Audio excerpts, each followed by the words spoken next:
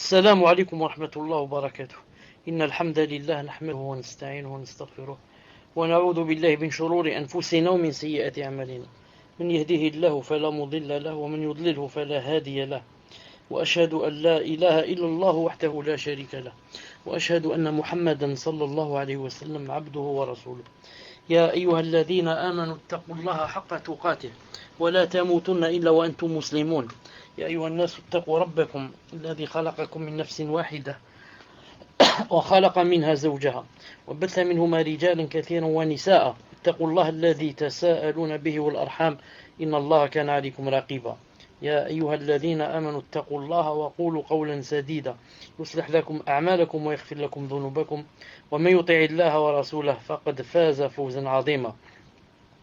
أن أصدق الكلام كلام الله وخير الهدي هدي محمد صلى الله عليه وسلم وشر الأمور محدثاتها وكل محدثة بدعة وكل بدعة ضلالة وكل ضلالة في النار. Inch'Allah Ta'ala, dans ce cours qui est le 9e Inch'Allah Ta'ala du livre Le dogme du monothéisme Aqid al-Tawhid de Cheikh Fawzan Hafidahullah, aujourd'hui on va parler Inch'Allah Ta'ala, on va commencer le deuxième sous-chapitre. Avant cela, je rappelle que le cours passé, bi'idhnillahi ta'ala, c'était sur le fait que la da'wa et le prêche et le prédicat au tawhid de l'unicité, c'était ça le but et la finalité de tous les messagers. Donc on avait bien montré dans le cours passé que celui qui voulait suivre les messagers dans leur da'wa, alors qu'il insiste sur l'unicité, quand il fait la da'wa, l'unicité de quoi? De la divinité et non de la seigneurie, car on a montré que tout le monde faisait l'unicité de la seigneurie, sauf les athées. Al-Muhim, j'avais dit aussi que ça ne voulait pas dire que si je connais quelqu'un qui a, disons, des défauts, alors son problème, c'est l'unicité de la seigneurie, que je ne dois pas lui en parler. Non, je lui corrige aussi ça. Mais je veux dire que je dois lui montrer que ce n'est pas suffisant, et qu'il faut aussi et surtout le tawhid de la divinité bi'idhnillah azza wa jal. Le titre d'aujourd'hui, Inch'Allah Ta'ala, c'est explication du sens des deux confessions de foi. Qu'est-ce que ça veut dire? Et ce qui s'est glissé comme erreur, ainsi que leurs piliers, leurs conditions, leurs implications et ce qui les annule. Premièrement, on va commencer donc par la signification des deux professions de foi bi'idhnillah subhanahu wa ta'ala. Premièrement, c'est quoi quand tu dis ashhadu an la ilaha illallah wa ashhadu anna muhammadan abduhu wa rasuluhu? Qu'est-ce que ça veut dire la ilaha illallah? Qu'est-ce que ça veut dire muhammadun rasulullah? Cheikh Fawzan Hafid dit le sens de la ilaha illallah, entre parenthèses, mot à mot, pas de divinité si ce n'est Allah. C'est la conviction et la reconnaissance que nul n'a le droit à l'adoration à l'exception d'Allah Azza wa Jal. Ensuite, s'y conformer et mettre cela en pratique. On dit pas de divinité. Quand tu dis la ilaha, pas de divinité, revient à dénier à autre qu'Allah Azza wa Jal, quel qu'il soit, le droit de l'adoration. Ensuite, quand tu dis illallah, si ce n'est Allah, revient à affirmer le droit exclusif d'Allah Azza wa Jal à l'adoration. Je répète, vous avez remarqué la ilaha illallah, ça se divise en deux, la ilaha, ensuite illallah, pas de divinité si ce n'est Allah. Mais qu'est-ce que ça veut dire pas de divinité si ce n'est Allah? On a vu que c'était pas de divinité qui mérite l'adoration. Mais pourquoi pas de divinité? Qu'est-ce que ça veut dire? ça revient à dénier, quand je dis pas de divinité, ça revient à dénier à autre qu'Allah Azza wa Jal, quel qu'il soit, le droit à l'adoration. Ensuite, je dis, si ce n'est Allah, car si j'arrête à pas de divinité, ça veut dire que je suis un athée. Je dis, il n'y a pas de divinité, aucun Dieu, ça n'existe pas. Mais ici, j'ai accepté, j'ai dit, si ce n'est Allah. Donc, ça revient à affirmer le droit exclusif d'Allah Azza wa Jal à l'adoration. Cheikh Fawzan Hafidullah dit, le sens global de cette parole est, c'est-à-dire la ilaha illallah, est nul n'est adoré à juste titre, c'est-à-dire bihaq, nul n'est adoré à juste titre si ce n'est Allah. Il a dit le khabar, c'est-à-dire le prédicat, sous-entendu de la, quand tu dis la, pas de divinité, est impérativement à juste titre, c'est-à-dire bihaq. Et il n'est pas permis d'affirmer que son khabar est existant. Il n'est pas permis de dire que pas de divinité existante. Non, car cela va à l'encontre de la réalité. Si tu dis la ilaha illallah, ça veut dire il n'y a pas de divinité qui existe. Ça va à l'encontre de la réalité. Car les divinités, comme on l'a dit plusieurs fois, il y en a beaucoup, on ne peut même pas les compter, les divinités, les fausses bien sûr. En effet, Cheikh dit, en effet, les adorés en dehors d'Allah Azza wa Jal sont légion. Il en découle que l'adoration de ces choses n'est autre que l'adoration d'Allah. Si tu dis qu'il n'y a de divinité, que Allah, ça veut dire que ça n'existe que la divinité d'Allah, alors on va prendre de toi que quoi? Que tout ce qu'on adore Allah, tout ce qu'adorent les gens, ils adorent Allah. Et ça c'est faux. Il dit ici, ce qui est on ne peut plus faux. Et ça constitue la croyance de ceux qui défendent l'unicité de l'existence. Wahdat al-wujud. Hérésie, bid'a, selon laquelle Allah Azza wa Jal serait partout. Et le créateur et sa création. Wahdat al-wujud.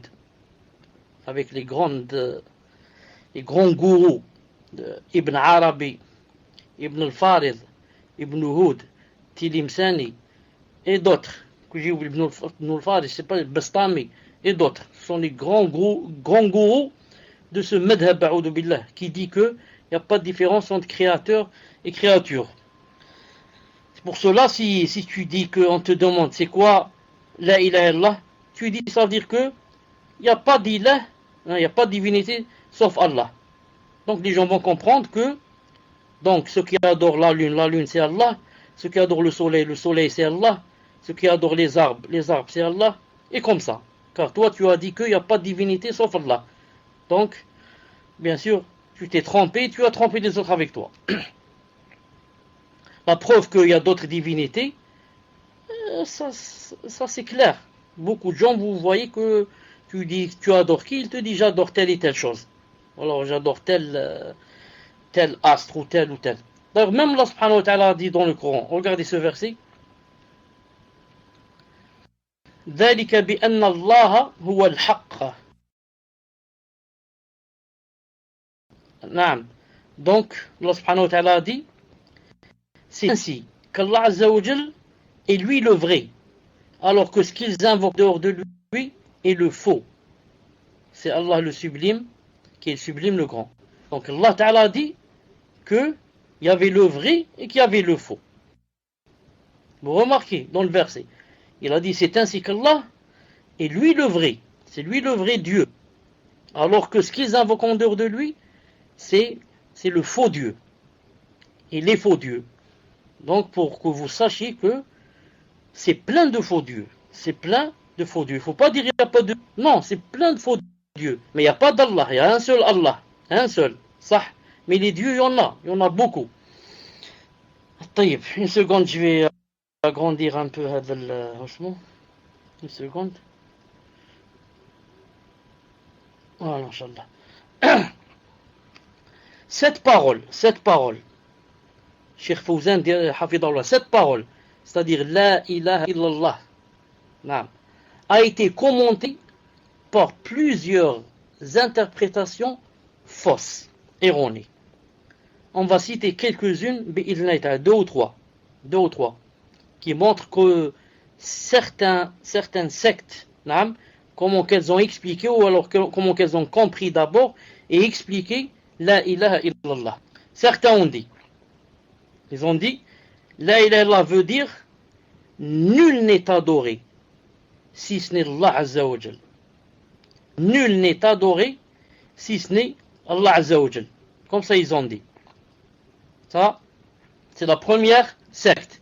Le Cheikh Hafidallah dit, c'est faux. C'est faux. Car cela implique que tout adoré, à juste titre ou non, c'est Allah. Comme nous venons d'expliquer. Donc, si on te demande c'est quoi la ilaha illallah, tu dis ça veut dire nul n'est adoré si ce n'est Allah.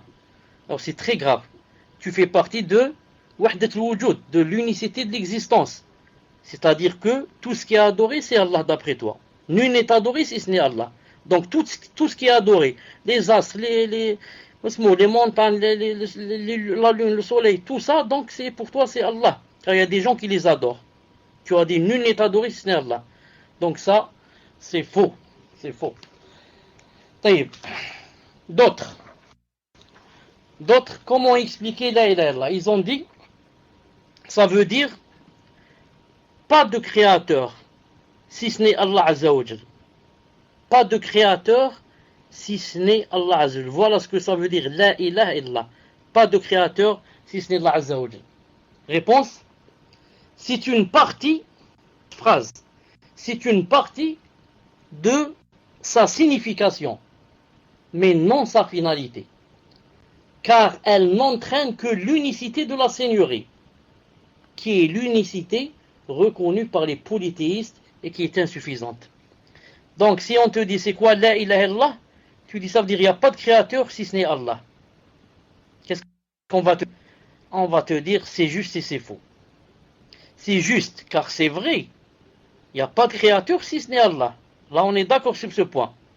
Mais ce n'est pas le sens de la ilaha illallah. Car si c'était la ilaha illallah, si c'était seulement pas de créateur si ce n'est Allah, donc c'est quoi? Ça s'appelle le tawhid de la seigneurie.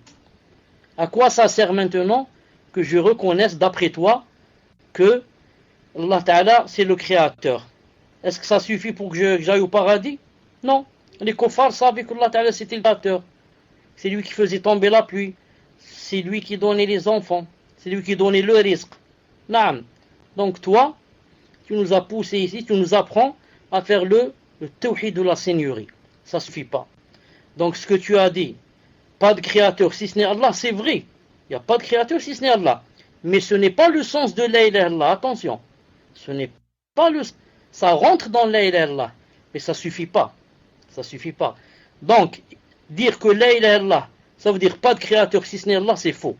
Donc, c'est faux. Car ça implique seulement le tawhid de quoi? De la seigneurie. Troisième secte, qui ont dit quoi? Ceux qui ont dit que la ilaha illallah, ça veut dire pas de législateur si ce n'est Allah Azza wa Jal.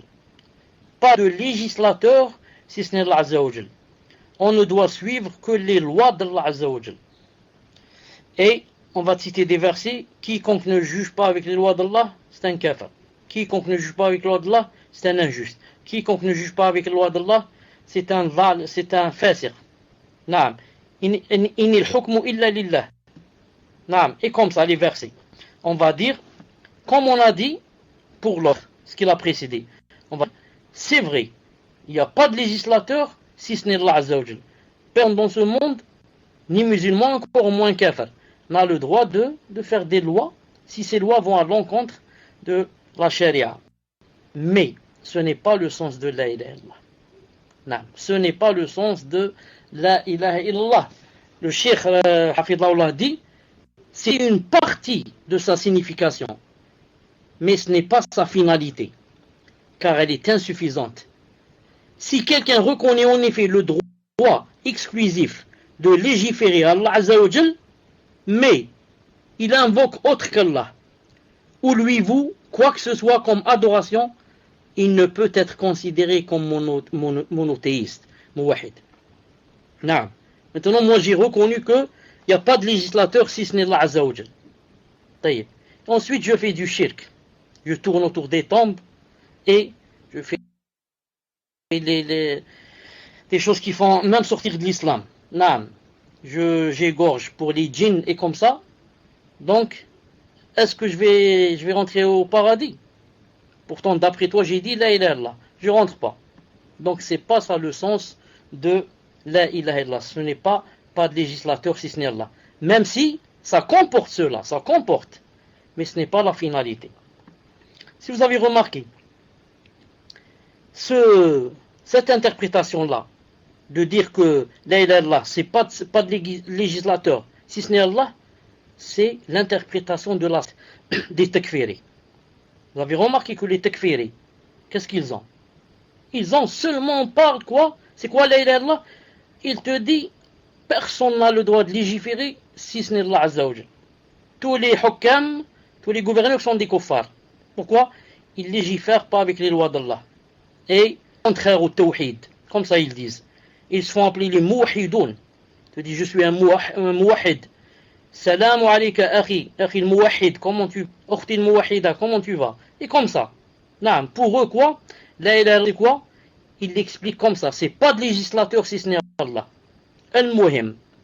Si le gouverneur juge avec les lois d'Allah, ou bien quelqu'un juge avec les lois d'Allah, alhamdulillah, c'était pour lui, il va aller directement au paradis, même s'il ne connaît rien dans le tawhid de l'unicité, ou bien le tawhid des noms et des attributs.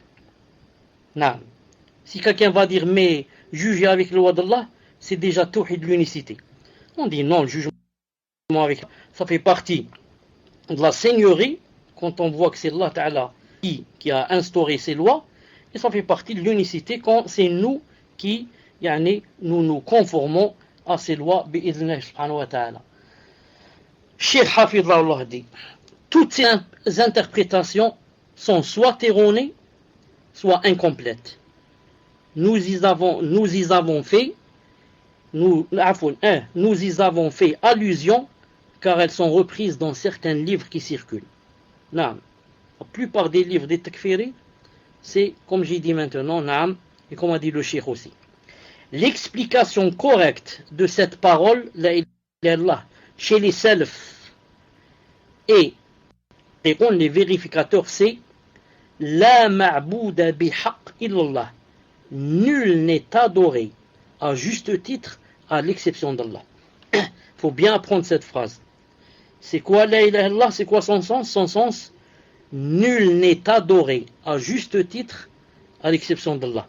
Ou bien, nul ne mérite l'adoration à l'exception d'Allah. C'est simple. Nul ne mérite l'adoration à l'exception d'Allah. Aucun Dieu ne mérite l'adoration sauf Allah Azza wa Jal. Tous les autres dieux ne méritent pas. Quelqu'un va dire donc, tu reconnais qu'il y a d'autres dieux? Je dis, bien sûr que je reconnais. C'en est plein, on est plein. Et si on dit tu es mouchrik, tu as dit il y a 2 dieux, il y a 3. J'ai dit non, les autres sont des faux dieux. Et Allah Ta'ala les a cités. On a cité le verset tout à l'heure. Il a dit ce sont des faux. Et Allah Ta'ala c'est le vrai. Donc, dire qu'il n'y a pas d'autres dieux, c'est contraire à la vérité. Tout le monde sait qu'il y a d'autres dieux. Mais le vrai Dieu, c'est qui? Il y a un seul, c'est Allah subhanahu wa ta'ala. Deuxièmement, le sens de l'attestation que Muhammad est le messager d'Allah. Maintenant, on a vu le sens de la ilaha illallah. Maintenant, on va voir le sens bi'idhnillah ta'ala de ashhadu anna Muhammadan Rasulullah.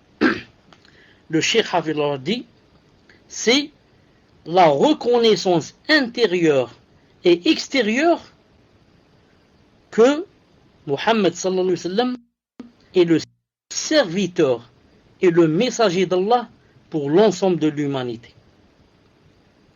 Ensuite, et l'application de ce qu'elle implique, c'est-à-dire cette phrase, comme obéissance à ce qu'il a ordonné, foi en ce qu'il a informé, alayhi salam, de ce qu'il a interdit et réprouvé, enfin, que de n'adorer Allah Azza wa Jalla que parce qu'il a institué alayhi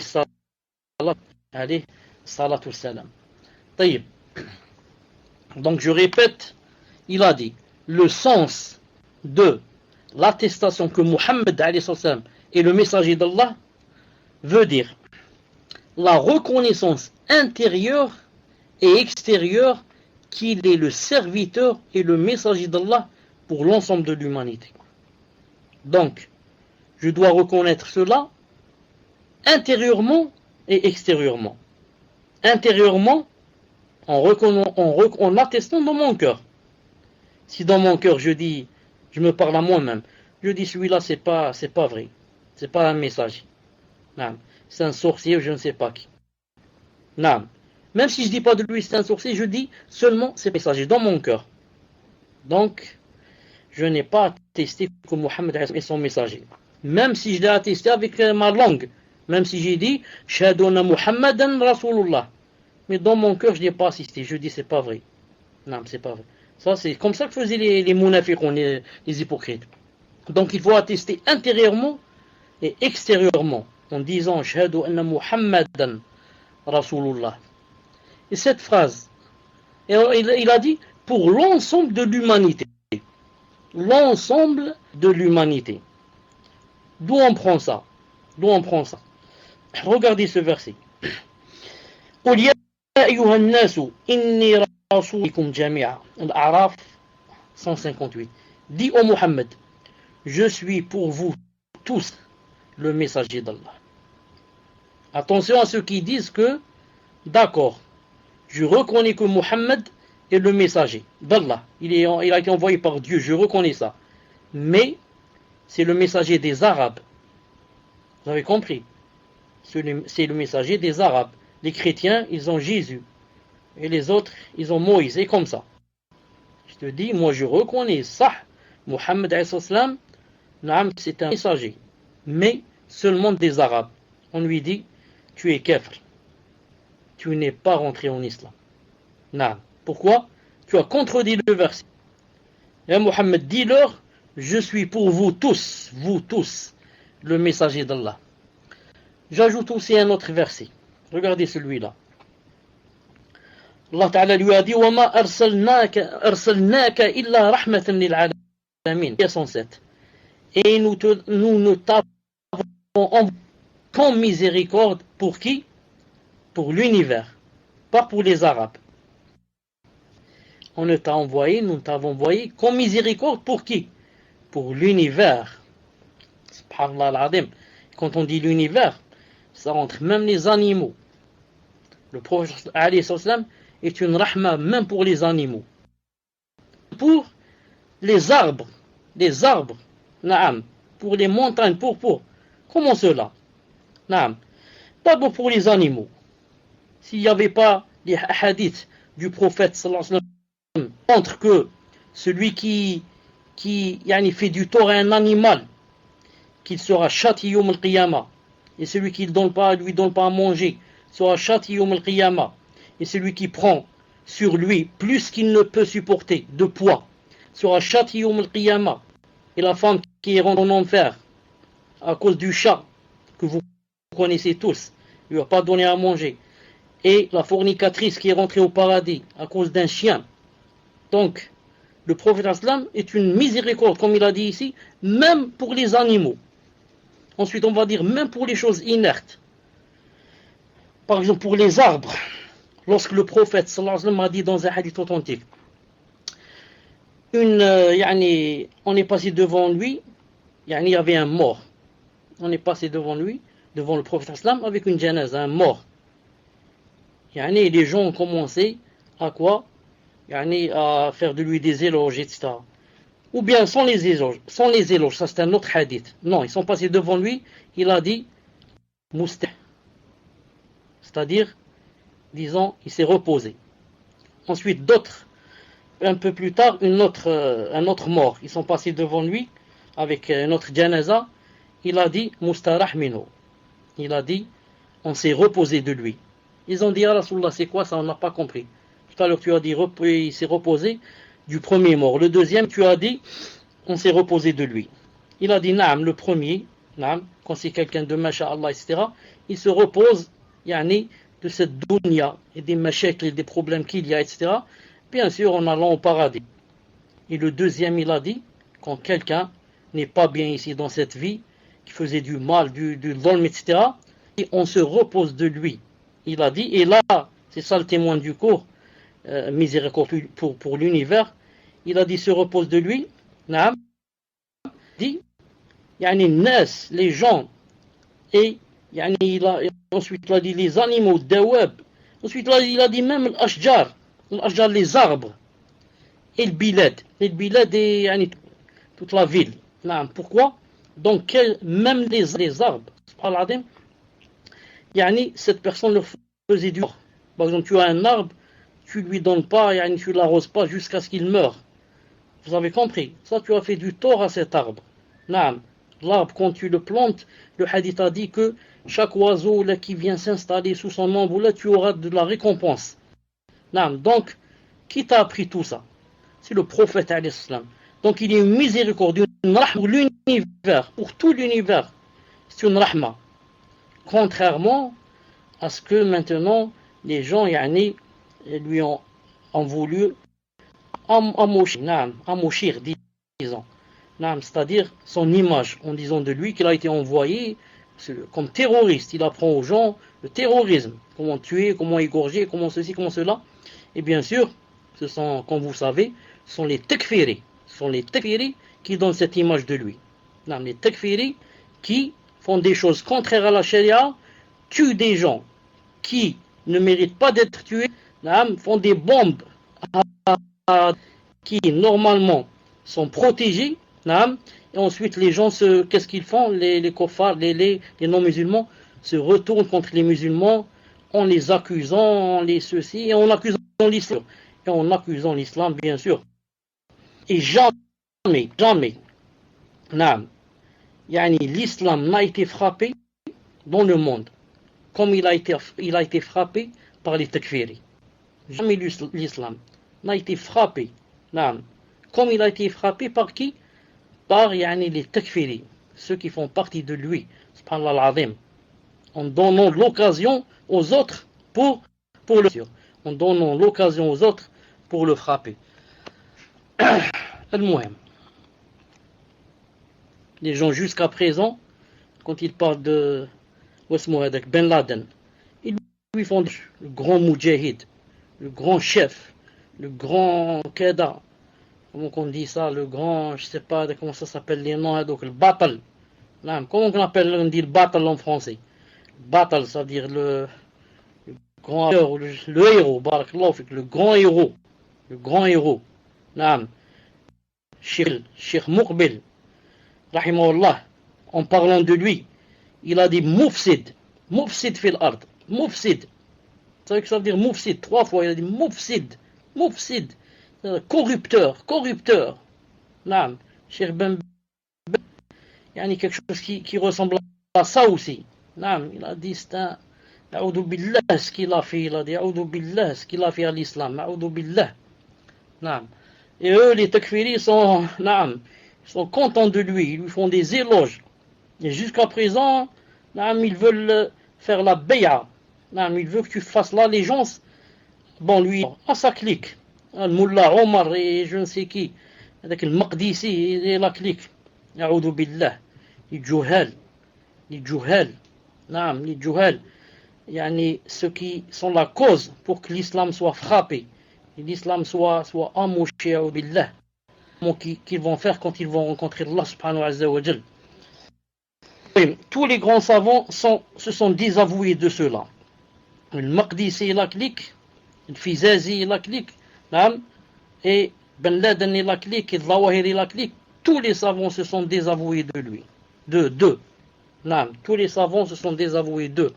Et les takfiris, jusqu'à présent, les menteurs, jusqu'à présent, ils montrent des vidéos comme quoi, Cheikh Ben Uthaymin, assis, Allah yarhamou, avec Ben Laden, et qu'ils semblent et que, alhamdoulilah, que ils avaient une bonne relation, etc. Mais ils cachent quoi? Ils cachent que cette vidéo, c'était bien avant que Ben Laden ne devienne takfiri. Ben Laden, comme vous savez, n'a pas de science dans la religion. Il avait une licence en culture, quelque chose de l'agriculture. Il n'a jamais étudié la charia. Mais il était en relation avec Cheikh Ibn Uthaymin avant de devenir takfiri. Et il allait en Afghanistan et je ne sais où faire le djihad. Et Cheikh Ibn Uthaymin savait cela. Il lui demandait comment font les moudjahidoun là-bas en Afghanistan, comment ça se passe, il lui donnait des nouvelles, etc. Et après quoi? Et après il est devenu takfiri. Quand il est takfiri, il n'est jamais revenu en Arabie Saoudite. Alors que la vidéo on voit Cheikh Ibn avec Aden, c'était quoi? C'était en Arabie Saoudite. À Aneiza, juste là où habite Cheikh Ibn Uthaymin, rahimahullah. Et Cheikh Ibn Uthaymin, rahimahullah, jamais Ben Laden n'a été sur le minhaj de Cheikh Ibn Uthaymin. Cheikh Ibn Uthaymin dit que on ne dit pas comme ça d'un musulman, d'un gouverneur que c'est kafir. Et l'autre il dit non, c'est un kafir. Non. Donc il ne peut être sur le minhaj de Cheikh Ibn Uthaymin. Non. Ils ont des minhaj opposés. Ils veulent dire que voilà, il est bien avec Cheikh Ibn Uthaymin, ils s'entendent, donc Cheikh Ibn Uthaymin est ravi de lui et il l'agrée. Et il ne montre pas aux gens que c'était quoi? C'était avant de devenir takfiri.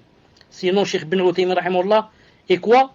Se désavoue de lui dans tous ses livres, sans le citer bien sûr, mais de tous ceux qui sont sur le même minhaj que lui.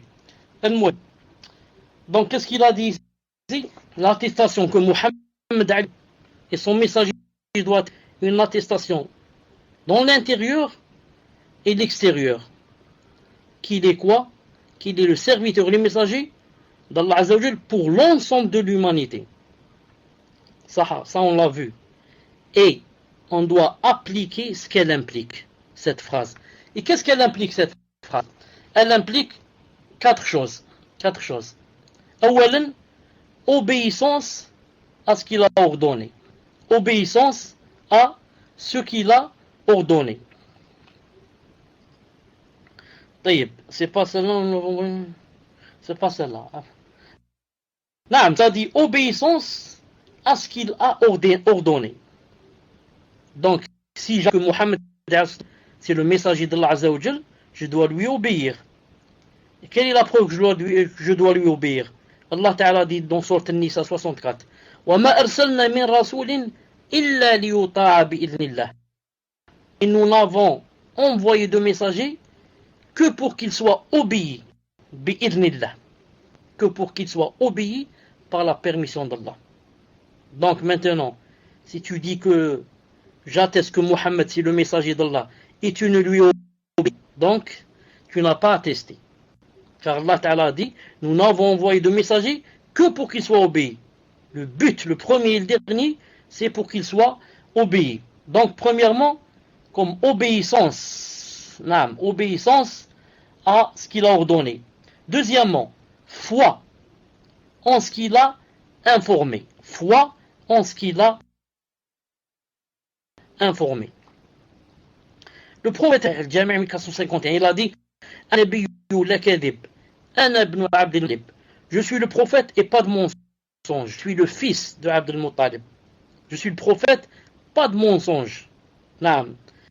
Donc si maintenant tu reconnais le prophète Islam, ne ment pas. d'Allah Azza wa Jal, et que tout ce qu'il dit est vérifié, et qu'il ne dit que ce que Allah Ta'ala lui a dit de dire. Donc tu dois quoi? Tu dois croire en tout ce qu'il t'informe. Tu dois le croire en tout ce qu'il t'informe, même si ce sont pour toi des choses que tu n'arrives pas à comprendre. Quand il te dit que si jamais une mouche tombe dans un verre, il a dit, trempe-la, jette-la et bois. Bois si tu veux, c'est pas obligé de boire. Mais ne bois pas sans la tremper. Il te dit pourquoi? Il te dit dans une de ces deux ailes, il y a le poison. Et dans l'autre aile, il y a l'antipoison. Donc toi, tu sais pas sur quelle aile elle est tombée. Peut-être qu'elle est tombée sur les poisons. Donc il y a du poison dans ta boisson. Donc si tu veux boire, trempe-la, comme ça, l'autre aile, une aile. La deuxième aile va quoi?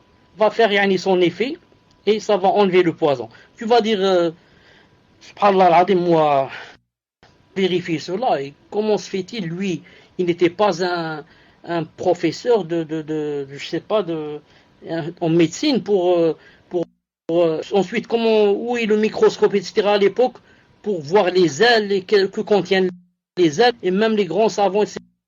ont découvert cela que ça fait quelques 10 ou 15 ou 20 ans. Comment il a su cela? Tu dis quoi? Je dois croire en cela parce que je sais que c'est un prophète. J'ai attesté qu'il était en Allah. Moi, j'ai pas dit que lui, je dis que Allah Ta'ala lui a dit, c'est moi qui ai créé qui? C'est moi qui vous ai créé tous. Donc c'est moi qui ai créé la mouche. Donc je t'apprends, ya Muhammad, que dans les ailes, j'ai mis un poison. Et dans l'autre, j'ai mis l'antipoison. Dis aux gens que si jamais la mouche tombe, qu'ils la plongent dans le verre. C'est tout. Classe, j'ai cru que Muhammad Aslam, donc c'était le messager d'Allah Azza wa Jal. C'est la deuxième des choses. Troisièmement, délaissement de ce qu'il a interdit et réprouvé. Délaissement de ce qu'il a interdit et réprouvé. Maintenant, taïb. Donc je répète, Inch'Allah Ta'ala. Ça implique quoi? Ça implique, j'ai dit ici 4 choses. Premièrement, obéissance à ce qu'il a ordonné. Deuxièmement, foi en ce qu'il a informé. Troisièmement, délaissement de ce qu'il a interdit et réprouvé. Délaissement de ce qu'il a interdit et réprouvé. Taïb, une seconde, je me connecte sur la home. Voilà.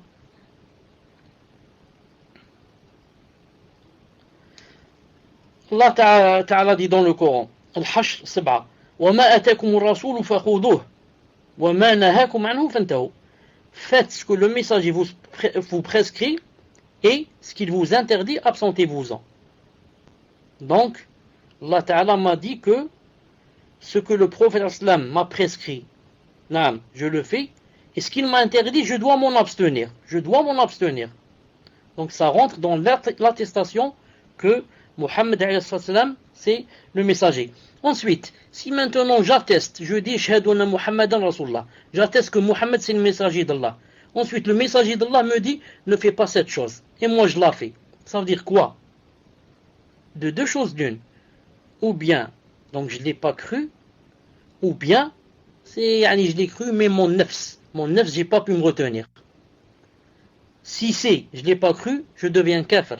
Ça me sert à rien de dire Muhammad, c'est le messager d'Allah. Si c'est mon nefs, j'ai pas pu me retenir, mes tentations, etc., c'est un péché. C'est moins grave que la première. Taïb. Ensuite, ainsi que de n'adorer Allah Azza wa Jal que parce qu'il a institué. Quatrièmement, je dois, si je dis que Muhammad c'est le messager d'Allah, je ne dois adorer Allah que par le biais de Muhammad et de ce qu'il a institué.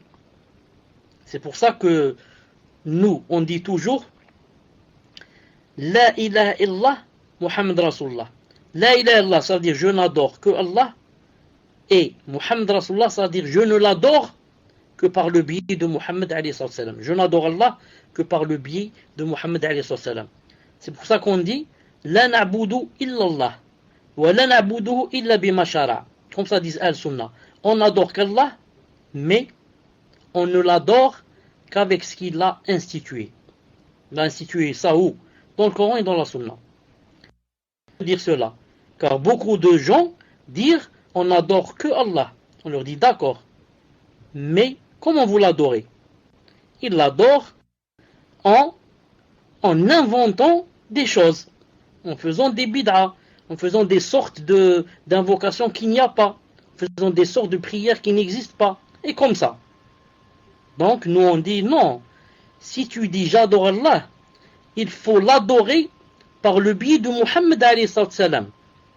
C'est pour cela que dans les deux hadiths, tu dis je n'adore que Allah, la ilaha illallah. Ensuite tu dis je ne l'adore que par le biais de Muhammad. Et Muhammad Rasulullah. Vous avez compris? Donc, la ilaha illallah, c'est montrer la sincérité, je n'adore qu'Allah. Et Muhammad Rasulullah, c'est montrer quoi? Montrer que c'est conforme à la charia. Ce que je fais est conforme à la charia. Naam. طيب.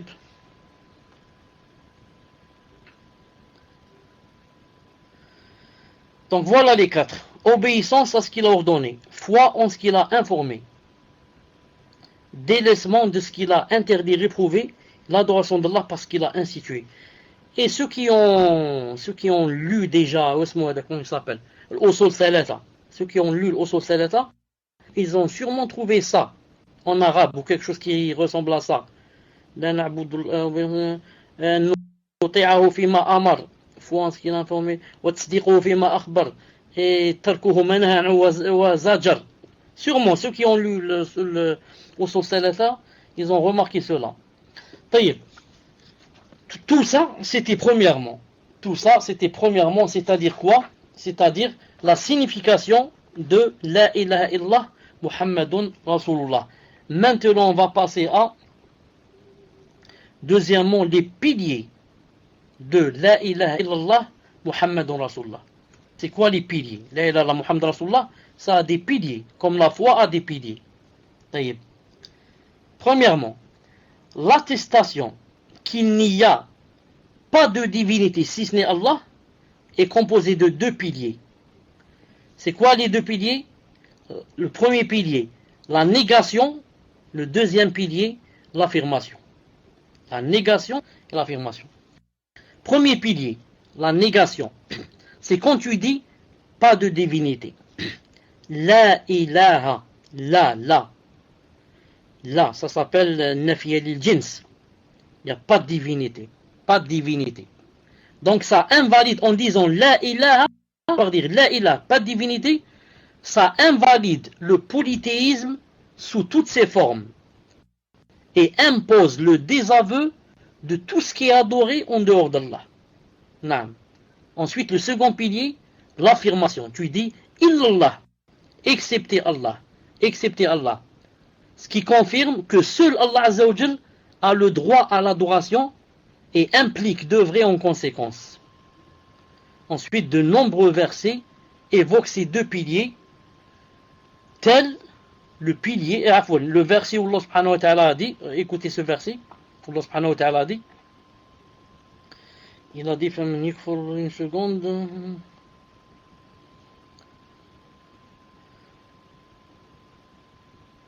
طيب, الverset là, فمن يكفر بالطاغوت ويؤمن بالله فقد استمسك بالعروة الوثقى لا انفصام لها. نعم. Regardez ce verset. لا إكراه في الدين قد تبين الرشد من الغي فمن يكفر بالطاغوت ويؤمن بالله فقد استمسك بالعروة الوثقى لا انفصام لها والله سميع عليم. البقرة 256. Baqara 256. Nul contrainte en religion, car le bon chemin s'est distingué de l'égarement. Donc, quiconque mécroit au Tarout, Tarout c'est Shaitan et tout ce qui est adoré en dehors d'Allah. Quiconque mécroit au Tarout et croit en Allah a saisi l'anse la plus solide qui ne peut se briser. Naam. Donc vous avez remarqué, c'est quoi ici le témoin? Pourquoi ce verset? Tu dis La ilaha illallah, tu commences par la négation, il n'y a pas de divinité. Ensuite, tu fais l'exception, sauf Allah. Ici la même chose, il dit d'abord quiconque mécroit au Tarout. Mécroit, ça veut dire je ne crois pas, il n'y a pas de divinité. Je mécrois au Tarout. Je mécrois à tout ce qui est adoré en dehors d'Allah. Donc pas de divinité. Ensuite il a dit et crois en Allah. Illallah, sauf Allah. Vous avez compris? La ilaha, il n'y a pas de divinité, sauf Allah. Donc je mécrois au Tarout. Ensuite je dis il y a sauf Allah. Quiconque fait cela a saisi l'anse la plus solide. Et Allah Azza wa Jalla a dit aussi dans le Coran, il a dit en parlant de Ibrahim alayhi salam, il a dit وَإِذْ قَالَ إِبْرَاهِيمُ لِأَبِيهِ وَقَوْمِهِ إِنَّنِي بَرَاءٌ مِّمَّا تَعْبُدُونَ إِلَّا الَّذِي فَطَرَنِي. Zukhruf 26. Et lorsqu'Abraham dit à son père et à son peuple, je désavoue totalement ce que vous adorez, à l'exception de celui qui m'a créé. Vous avez remarqué? D'abord la négation, je désavoue. Tout ce que vous adorez, je le désavoue. Il n'y a pas de divinité. Il n'y a pas. À l'exception d'Allah. Illallah, illallah. Donc, en islam, vous avez remarqué, on ne dit pas directement « j'atteste que Allah Ta'ala est unique » ou « j'atteste que Allah Ta'ala doit être adoré ». Mais d'abord, je dis « il n'y a pas ». Il n'y a pas de divinité. Aucune. Ensuite, je dis « exception Allah ». Exception Allah. Naam. Qu'est-ce qu'il a dit ici? Taïb. Bon, j'ajoute une chose. Pourquoi c'est comme ça? Pourquoi je commence d'abord par enlever, j'enlève, je dis il n'y a pas, ensuite j'impose, je dis sauf, j'accepte. Sauf, je fais exception. Pourquoi je ne fais pas le contraire?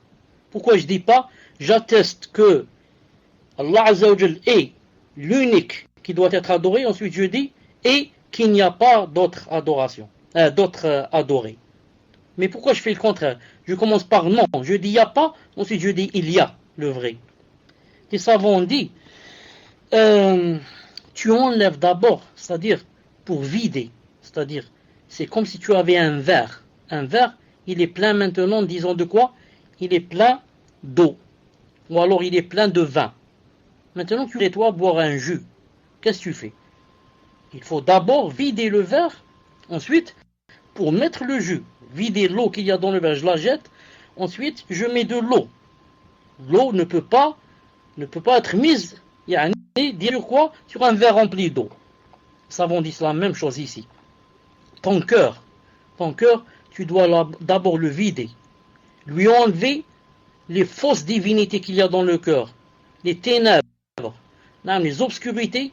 Ensuite, quand tu vas dire excepté Allah, j'adore Allah seul, cette phrase, quand elle va rentrer dans son cœur, elle va trouver un cœur pur. Car tu as mécru au tarout d'abord. Tu t'es désavoué d'abord de tout ce qu'il avait comme faux. Et tu l'as fait sortir de ton cœur. Ton cœur maintenant est vide. Il est préparé. Il attend l'âme d'être illuminé. Tu vas l'illuminer en disant Ashhadu anna yani la illallah. Sauf Allah. Maintenant je vais l'illuminer cette phrase. J'ai fait sortir les autres divinités en disant la ilaha, il n'y a pas de divinité. J'ai nettoyé mon cœur, ensuite pour que, lorsque la phrase vient, l'exception, lorsqu'elle vient, elle rentre dans le cœur, sauf Allah, elle va trouver une place, vide et, confortable et adéquate. C'est pour ça, par exemple, le prophète, lorsqu'il dit que, le meilleur dua, il dit, par exemple, Subhanallah, Alhamdulillah, La ilaha illallah, Allahu Akbar. Vous savez tous ce hadith. Subhanallah, Alhamdulillah, La ilaha illallah, Allahu Akbar. Par exemple, pourquoi il a dit Subhanallah d'abord? Subhanallah, ensuite Alhamdulillah, La ilaha illallah, Allahu Akbar. Subhanallah, c'est quoi? C'est tanzih. C'est-à-dire que je reconnais qu'Allah Ta'ala, je lui enlève tous les défauts. Je dis Subhanallah. Allah Subhanallah n'a pas de défaut. Subhanallah, aucun défaut. Ne sied Allah Azza wa Jal. Ensuite, ça c'est la négation. Ensuite, je fais l'affirmation. Je dis Alhamdulillah, louange à Allah. Allahu Akbar. Et comme ça. Donc, j'enlève d'abord les défauts. Ensuite, je fais les éloges. Je dis Alhamdulillah, Allahu Akbar. Et comme ça. Vous avez compris? Je commence toujours par la négation. Ensuite, je passe à l'affirmation. Le cheikh dit les piliers. Ça, c'était les piliers de l'attestation. La ilaha illallah. Maintenant, les piliers de l'attestation, Mohammed est le messager d'Allah, le cheikh dit, ils sont également au nombre de 2. Car, je répète ici, les piliers de la ilaha illallah, c'était quoi? C'était le premier pilier, la négation, et la deuxième, l'affirmation. Maintenant, les piliers de Mohammed Rasulullah, c'est quoi? Également 2 piliers. Qu'il est son serviteur et son messager. 2 choses. Je dois reconnaître que Mohammed est son serviteur et son messager. Si je dis qu'il est seulement son serviteur, ça veut dire... Et si je dis qu'il est seulement son messager, ça veut dire que je n'ai pas reconnu qu'il était aussi son serviteur. En disant ces 2 mots, il est son serviteur et son messager, on écarte toute possibilité d'exagération ou bien de négligence quant à son égard. Quand tu dis il est le serviteur d'Allah Azza wa Jal et son messager, il est le serviteur, ça veut dire le plus parfait dans ces deux nobles caractéristiques. La signification de serviteur ici, ça veut dire le vassal, l'adorateur. C'est-à-dire que tu dis Mohammed Islam, c'est le serviteur d'Allah, tu reconnais que c'est un être humain créé de ce dont sont créés tous les autres humains et qu'il est sujet à ce quoi ils sont sujets. Comme a dit Allah Azza wa Jalla, il a dit قل إنما أنا بشر مثلكم قل إنما أنا بشر مثلكم Fussilat 6. Ya Mohammed, dis-leur, je ne suis qu'un homme comme vous. Ça, c'est quand tu attestes qu'il est le serviteur d'Allah. Quand tu attestes qu'il est le serviteur, donc il est seulement un homme comme nous. Naam, Mohammed, dis-leur, je ne suis un homme comme vous. Et d'ailleurs, j'ajoute un verset, il s'est parfait serviteur Allah Azza wa Jal. D'ailleurs, Allah Azza wa Jal l'a d'ailleurs loué en faisant mention de sa servitude à son égard. Il a dit dans le Coran, Alaysa Allahu bikafin abdah, Zumur 36. Allah ne suffit-il pas à son esclave, c'est-à-dire son serviteur comme soutien? Donc Allah Ta'ala, en parlant de Muhammad sallam aussi, il a dit son serviteur. Allah ne suffit-il pas à son esclave, c'est-à-dire son serviteur? Il a dit aussi Alhamdulillah alladhi anzala ala abdihi al-kitab. Alhamdulillah alladhi anzala ala abdihi al-kitab. Vous connaissez tous le Kahf. Alhamdulillah alladhi anzala ala abdihi al-kitab wa lam yaj'al lahu 'iwaja. Wa lam yaj'al lahu 'iwaja.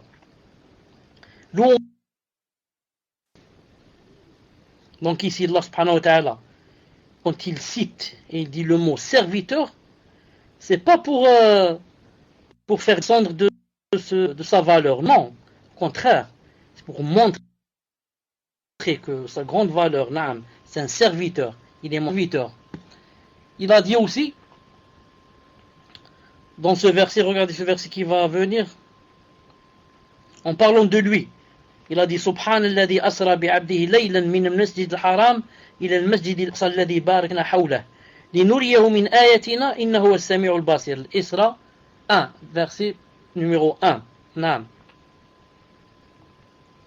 Gloire et pureté à celui qui de nuit fit voyager son serviteur du haram à la mosquée al-Aqsa dont nous avons béni l'alentour. Naam. Donc, pureté à qui? À Allah Azza wa Jal qui fit voyager qui? Son messager? Non, son serviteur. Donc en disant que Mohammed est son serviteur, je lui fais des éloges. Je lui fais des éloges. À condition que je dise bien sûr, c'est son messager aussi. Naam, c'est son messager aussi. Le cheikh dit, la signification maintenant de messager, c'est l'envoyer à l'enfant des humains avec la mission de les appeler à Allah Azza wa Jal en les mettant en garde et en les réconfortant. Je répète, la signification de messager, c'est quoi? C'est envoyer à l'ensemble des humains avec la mission de les appeler à Allah Azza wa Jal à la fois en les mettant en garde et en les réconfortant. Le cheikh dit, dans l'attestation incluant ces deux caractéristiques, c'est-à-dire qu'il est le serviteur et le messager, il y a quoi? Il y a la négation de l'exagération et de la négligence en son égard. Naam. Quand tu regardes et seulement son messager, et seulement son serviteur, qu'est-ce que tu as fait? Subhanallah al-Azim. Si tu dis qu'il n'est pas son messager, il est seulement son serviteur. Tu as quoi? Tu as enlevé sa valeur. Et en disant, c'est seulement et c'est pas son serviteur, tu l'as relevé plus qu'il ne fallait. Il faut dire aussi que c'est son serviteur. Naam. Le cheikh dit, beaucoup de ceux se prétendant de sa communauté ont exagéré et outrepassé les limites à son égard, allant jusqu'à l'élever de l'état de serviteur à l'état d'adoré. Subhanallah al-Azim. Allah a dit que c'est un serviteur. et certains, beaucoup, l'ont élevé jusqu'à mettre de lui un adoré, alayhi salam, en implorant son secours, en lui demandant ce que seul Allah Azza wa Jal peut réaliser, comme combler les besoins et écarter les tourments. Ça c'est d'une part. Alors que d'autres à l'opposé, ont renié sa prophétie, ou ne se sont pas pleinement conformés à la voie, s'appuyant sur des opinions et des avis contraires à ce qu'il nous a apporté et s'adonnant à l'interprétation abusive de ses paroles et ses jugements. Et un Sunnah al Jama'a, ils sont au milieu. Quand je dis son message, quand je dis son serviteur, et en même temps je dis son messager, pour être au milieu. Si tu me dis qu'il est presque un dieu, je te dis arrête. Le prophète islam, c'est un serviteur. Et si tu me dis le prophète n'était rien, c'était juste quelqu'un qui priait, je te dis arrête, c'était son messager. Donc je suis toujours au milieu. C'est pour ça que le prophète a dit dans un hadith authentique, il a dit, Omar ibn Khattab a dit, que le prophète a dit, n'exagérez pas dans mon éloge, comme les chrétiens l'ont fait avec le fils de Maryam, avec Jésus, car je ne suis qu'un serviteur. Dites donc, le serviteur d'Allah et son messager. Allahu Akbar. N'exagérez pas. Donc il a su qu'il y aurait des exagérateurs. Il avait su, alayhi salam, que allaient venir des gens qui allaient exagérer. Exagérer comme qui? Comme les chrétiens. Les chrétiens, qu'est-ce qu'ils ont fait? Ils ont dit du fils de Maryam, de Jésus, que c'était un Dieu. Non, beaucoup disent que c'est lui Dieu. C'est lui Dieu. Il dit attention, je ne suis qu'un serviteur. Dites donc, en parlant de moi, le serviteur d'Allah et son messager. Donc nous, Inch'Allah Ta'ala, on est au milieu. Entre qui? Entre les chrétiens et les juifs. Les chrétiens, qui l'ont élevé, qui ont élevé leur prophète, plus qu'il ne fallait, et ont fait de lui un Dieu. Et les juifs, qui ont fait descendre de la valeur de leur prophète au point où ils les tuaient. On les appelle les tueurs des messagers. Cheikh Al-Albani a cité dans un hadith authentique, dans Sahih Al-Jami', que les juifs, une fois, au temps de Ba'il, en une journée, ils ont égorgé 70 prophètes. En une journée. Allahu Akbar. Des égorgeurs messagers. Donc, nous on est au milieu. Ni, on dit qu'ils ne valent rien, ni on les adore. On est au milieu. On dit c'est un serviteur et c'est un messager. On est toujours au milieu, entre les chrétiens et entre les juifs. Regardez par exemple le chrétien, sa femme ou sa copine, je ne sais pas.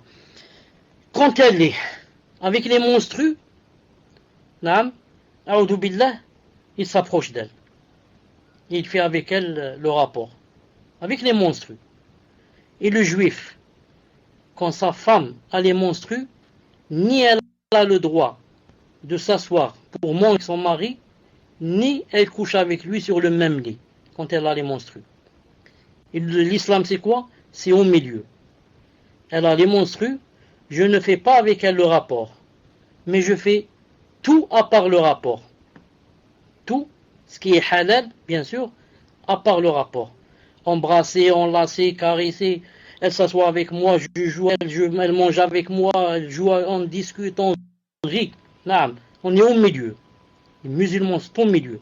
Entre les chrétiens qui font le rapport avec leur femme quand elle est avec les monstrues, et les juifs qui la chassent. Il lui dit, ni tu dors avec moi, ni tu t'assois dans la même table. Moi je mange dans cette table, toi tu manges dans l'autre table, jusqu'à ce que tu te purifies des monstrues. Subhanallah al-Azim, la beauté de l'islam. Subhanallah al-Azim. Ça marche avec la raison, subhanallah al-Azim. Ça marche avec la raison. Le prochain cours, Inch'Allah Ta'ala, les conditions de la ilaha illallah Muhammad Rasulullah. Les conditions de la ilaha illallah Muhammad Rasulullah. J'arrête ici. سبحانك اللهم وبحمدك أشهد أن لا إله إلا أنت أستغفرك وأتوب إليك. On se rencontre Inch'Allah Ta'ala dans 10-15 minutes بإذن Ta'ala. Assalamu alaikum wa rahmatullahi wa barakatuh. Assalamu alaikum wa rahmatullah. Tfadl Inch'Allah pour la première question et mettez le timer. Barakallahu fikum. Bismillah wa salatu wa salam ala rasulillah. Première question, cher.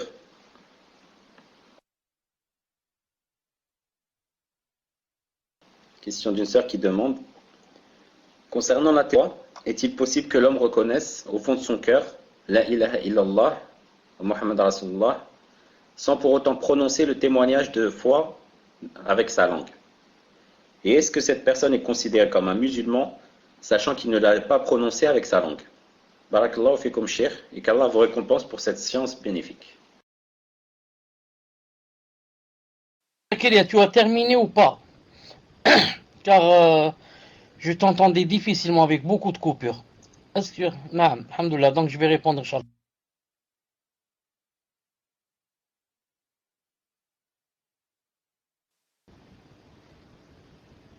Le problème est chez moi. Allez, on va voir, Inch'Allah Ta'ala. De toute façon, l'essentiel, est-ce que vous m'entendez bien?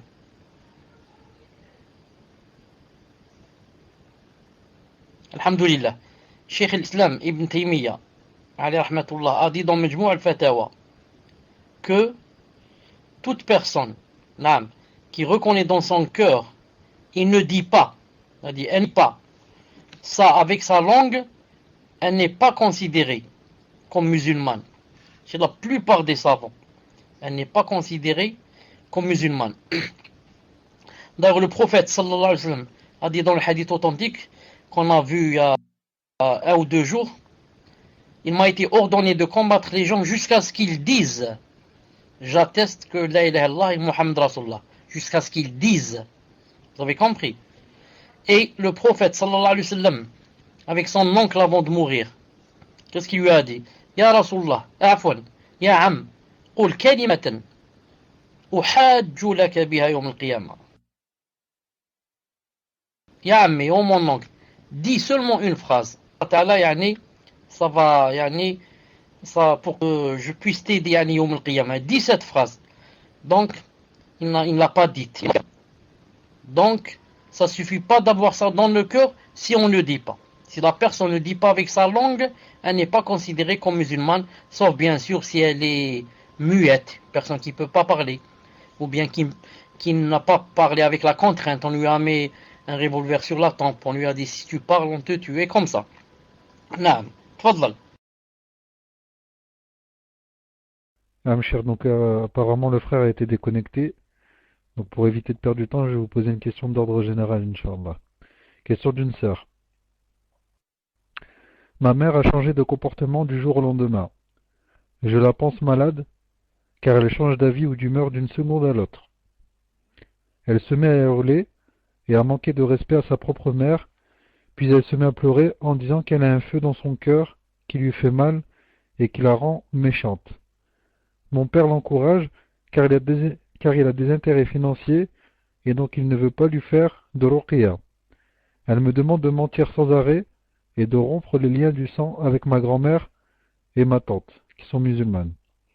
Mon père me menace de lever la main sur moi si je n'obéis pas. Elle vient de me mettre dehors parce que je refuse de lui obéir, car cela revient à désobéir à Allah, et elle me demande de ne plus voir et parler à mon frère et ma sœur. Puis-je rester chez mon oncle tant qu'on ne lui a pas fait ruqya, même si elle me demande de revenir, car je ne peux plus me concentrer sur l'apprentissage du Coran, de ma aqida et sur mes études. Je précise que mes parents sont musulmans également. Fadal cher.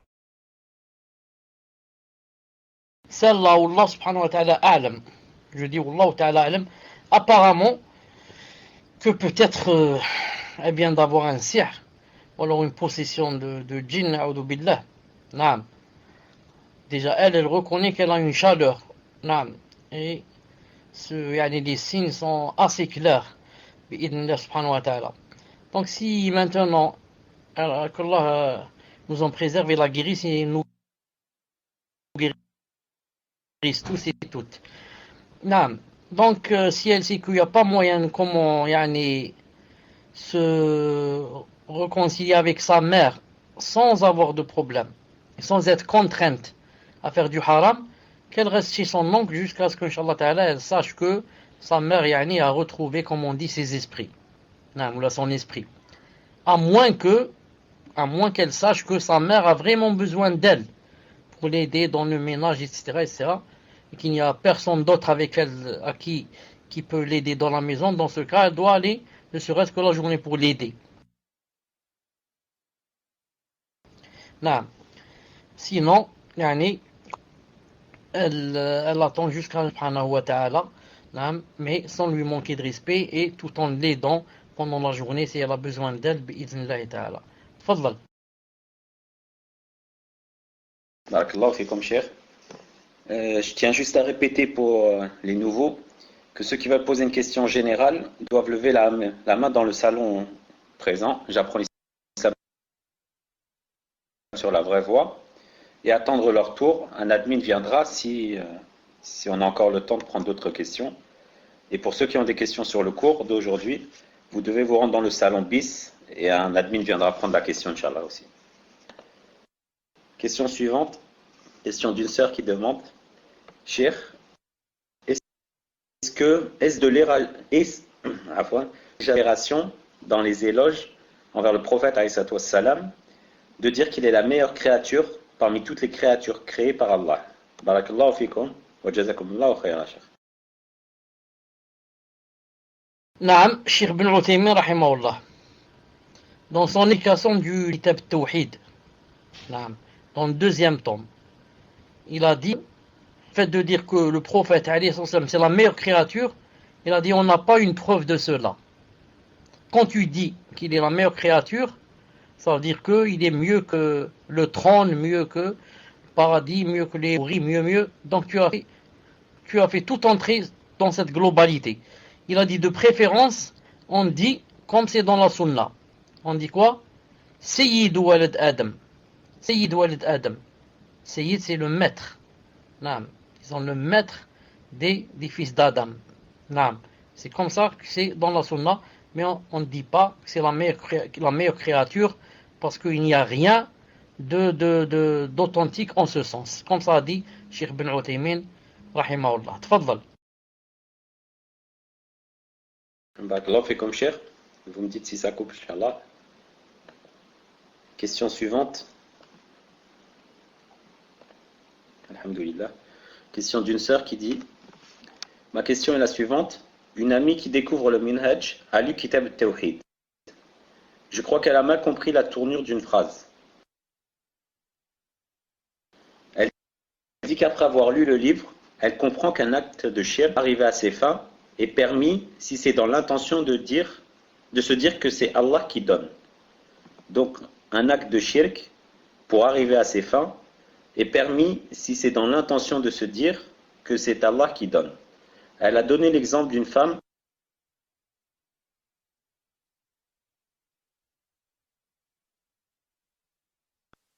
Afoun Abou Zakaria, j'étais pas là. Je viens de revenir. À quoi ça sert si j'ai pas entendu la moitié de la question? Jazakallahu khair, si tu pouvais répéter. Tfaddal.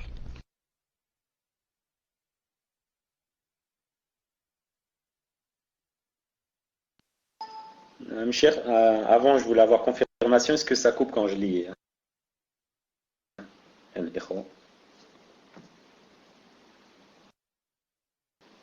Alhamdulillah. Donc vous me coupez si ça coupe, justement. Donc la sœur dit, après avoir lu Kitab Tawhid, elle pense qu'un acte de shirk est permis si c'est dans l'intention de se dire que c'est Allah qui donne. Elle a donné l'exemple d'une femme qui fait du sihr pour pouvoir se marier tout en ayant la niya que c'est Allah qui donne. Or, je lui ai expliqué que l'on ne pouvait atteindre un bien par le haram, car le haram est par définition délaissable et interdit. Je lui ai donné un exemple qui est le suivant: on ne peut pas voler pour atteindre un bien. Alors que dire de faire du shirk pour atteindre un bien? Cependant, elle ne parvient pas à comprendre Auriez-vous des conseils sur ce point, Cheikh? En effet, la question me semble importante pour comprendre la shahada en opposition avec le shirk akbar. Barakallahu fikum, Cheikh. Donc si j'ai compris, la question se résume à dire que cette femme, yani, ne comprend pas que c'est haram de faire le sihr pour se marier. Elle va chez les voyantes, etc. pour se marier, n'est-ce pas? Est-ce que c'est ça? En fait, shirk plus généralement, elle pense qu'on peut faire du shirk si au final on en retire un bien. Donc n'importe quel acte de shirk au final résulte sur un bien, ça serait permis. Donc en quelque sorte, ça serait, comme disent le proverbe français,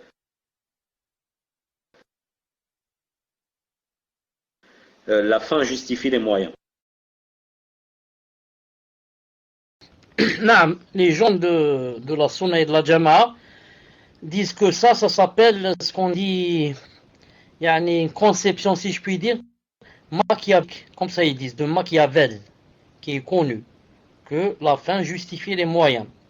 C'est-à-dire, le muhim, j'arrive à la fin, même l'essentiel, la fin est bonne et bien. Donc, le moyen, yani, voilà, machiavélique. Le moyen n'importe qu'en islam, tout ça c'est faux. Et الوسائل أيضا لهم أحكام المقاصد. Et même les moyens en islam ont les jugements de quoi? Des finalités, des buts. But. Le but. Est-ce que c'est quelque chose de bien ou quelque chose de mal? Si c'est le mal, je délaisse le but. Si maintenant le but est quelque chose de bien, je dois choisir un moyen qui est permis. Un moyen légiféré. C'est comme ça en islam.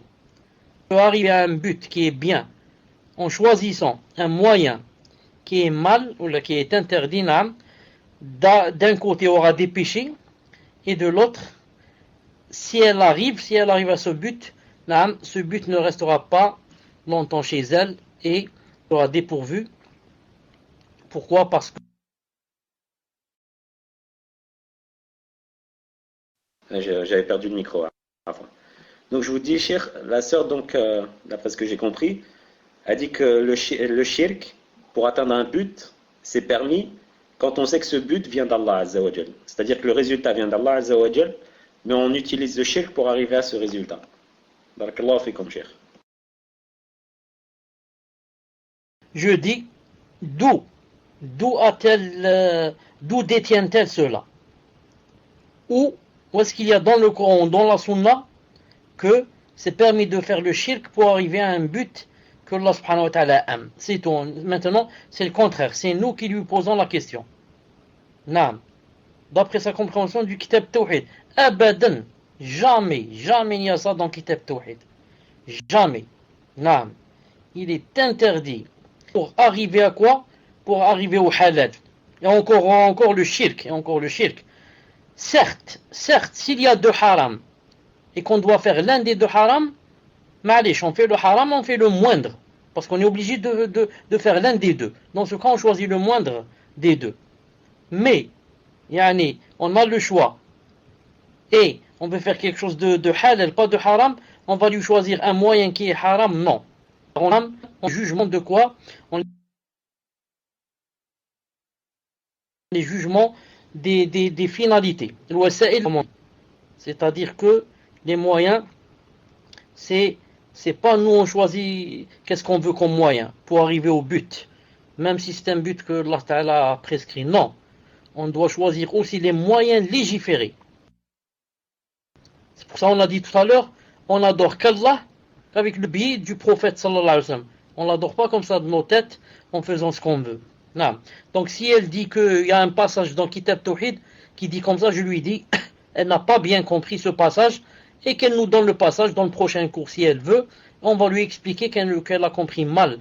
Bi'idnillahi ta'ala. Tfaddal. Allah fait comme Cheikh. Question suivante. Cheikh, dans le cours, vous avez évoqué le hadith de la prostituée. Pouvez-vous nous donner le sharh de ce hadith? Barakallahu fikum, Cheikh. Ibn Mohammed, il y a toujours des coupures chez toi, ma'alish. J'ai compris le hadith, j'ai compris. Je dis, Inch'Allah Ta'ala, vous savez qu'on est maintenant, c'est chez vous. Allahu alam. Al-Muhim. Donc disons c'est en Algérie ou classe, les autres ils t'entendent bien. Je disais, on est maintenant dans la aqidah, ça, et on est spécialement dans la foi. Donc c'est très important de corriger sa foi et de bien apprendre. Naam, toutes les questions ont une grande valeur, même si elles paraissent minimes. Car vous savez, la aqidah c'est la base pour laquelle on vit. Al-Muhim. Donc la question c'était quoi la question? Écris un mot. Écris un mot, c'était quoi la question? Sharh, voilà. Le hadith de la prostituée, c'est que une fois, une femme est passée, et c'était une prostituée. Et ce chien, il allait mourir de soif. Alors quand elle a vu ainsi, qu'est-ce qu'elle a fait? Elle est descendue dans un puits. Et lui a ramené de l'eau dans, disons, son soulier ou bien sa sandale et lui a donné à boire. Alors, Allah subhanahu wa ta'ala shakara laha et il lui a pardonné. Et dans un autre hadith authentique aussi, c'est un homme qui est passé devant un chien, il le voyait, il l'a vu en train de manger la boue, c'est-à-dire lécher la boue de soif. Il est descendu dans un puits pour boire, ensuite il s'est rappelé. Il dit, subhanallah, le chien, que j'ai vu tout à l'heure, lui, avait aussi soif que moi. Alors lui aussi, il a enlevé son soulier et il lui a donné à boire. Et Allah subhanahu wa ta'ala lui a pardonné. Si quelqu'un va dire, vous avez dit que les deux hadiths sont authentiques, mais il y a une contradiction. Dans le premier hadith, vous avez dit que c'est un homme, et dans le deuxième, vous avez dit que c'est une femme, une fornicatrice. C'est quoi la réponse? Car il se peut que vous tombiez avec quelqu'un, je sais qui, et qui va dire dans la sunna il y a des contradictions. Regardez les hadiths, ils sont authentiques, les deux, et ils sont dans Bukhari, et l'autre il dit c'est un homme, ensuite l'autre hadith il le contredit, il dit non, c'est une femme, une fornicatrice. C'est quoi la réponse? La réponse très claire, très simple. On dit, naam, où est l'impossibilité que cette histoire ait eu lieu deux fois? Une fois, c'est un homme qui est passé, et il a trouvé un chien, il lui a donné à boire. Allah Ta'ala lui a pardonné. Et une autre fois, 100 ans après ou avant, il y a une femme qui est passée, c'était une fornicatrice, et ça lui est arrivé la même histoire, et elle a donné à boire à un chien. Où est la contradiction? Oui, c'est très clair, aucun problème bi'idnillahi ta'ala. Donc, Allah subhanahu wa ta'ala a quoi? A excusé, disons, comment dire, à pardonner à une fornicatrice. La fornication, c'est pas une chose facile, ça. Et Allah Ta'ala lui a pardonné pour avoir donné à boire à qui? Pas un musulman, un chien. Un chien souillé, najis. S'il doit laver l'assiette 7 fois. Subhanallah al-Azim, c'est montrer quoi? La grande miséricorde d'Allah subhanahu wa ta'ala. Comment pour une petite chose, il peut pardonner des grandes choses. Pour une petite chose. Et celle-là, sûrement, qu'elle l'a fait vraiment avec une grande sincérité. Elle l'a fait vraiment avec une grande sincérité envers Allah subhanahu wa ta'ala. Tfaddal. Salam alaikum. Est-ce qu'il y a du son? Alhamdulillah. Le temps que le frère Ibn Mohammed se reconnecte, je vais poser la question suivante. Question d'une sœur. Je voudrais bien comprendre les trois types de tawahid. En résumé, bien sûr, Inch'Allah. Ainsi que les sous-catégories de ces trois types de tawahid. Exemple, le tawahid al-rububiyya se divise en trois. Celui qui crée, celui qui gère. Entre parenthèses, la gérance et l'autre, j'ai oublié. Barakallahu fikoum, cheikh, de m'éclaircir. Tafaddal, cheikh. Là, maintenant, quand je t'ai entendu, je reconnais que les coupures, ça vient de chez moi, c'est pas de chez vous. Donc, là, je croyais que c'était seulement avec Abou Zakaria. Maintenant, toi,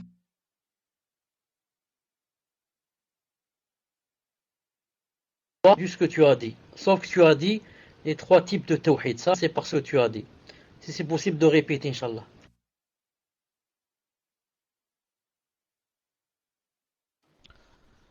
Naam, cher.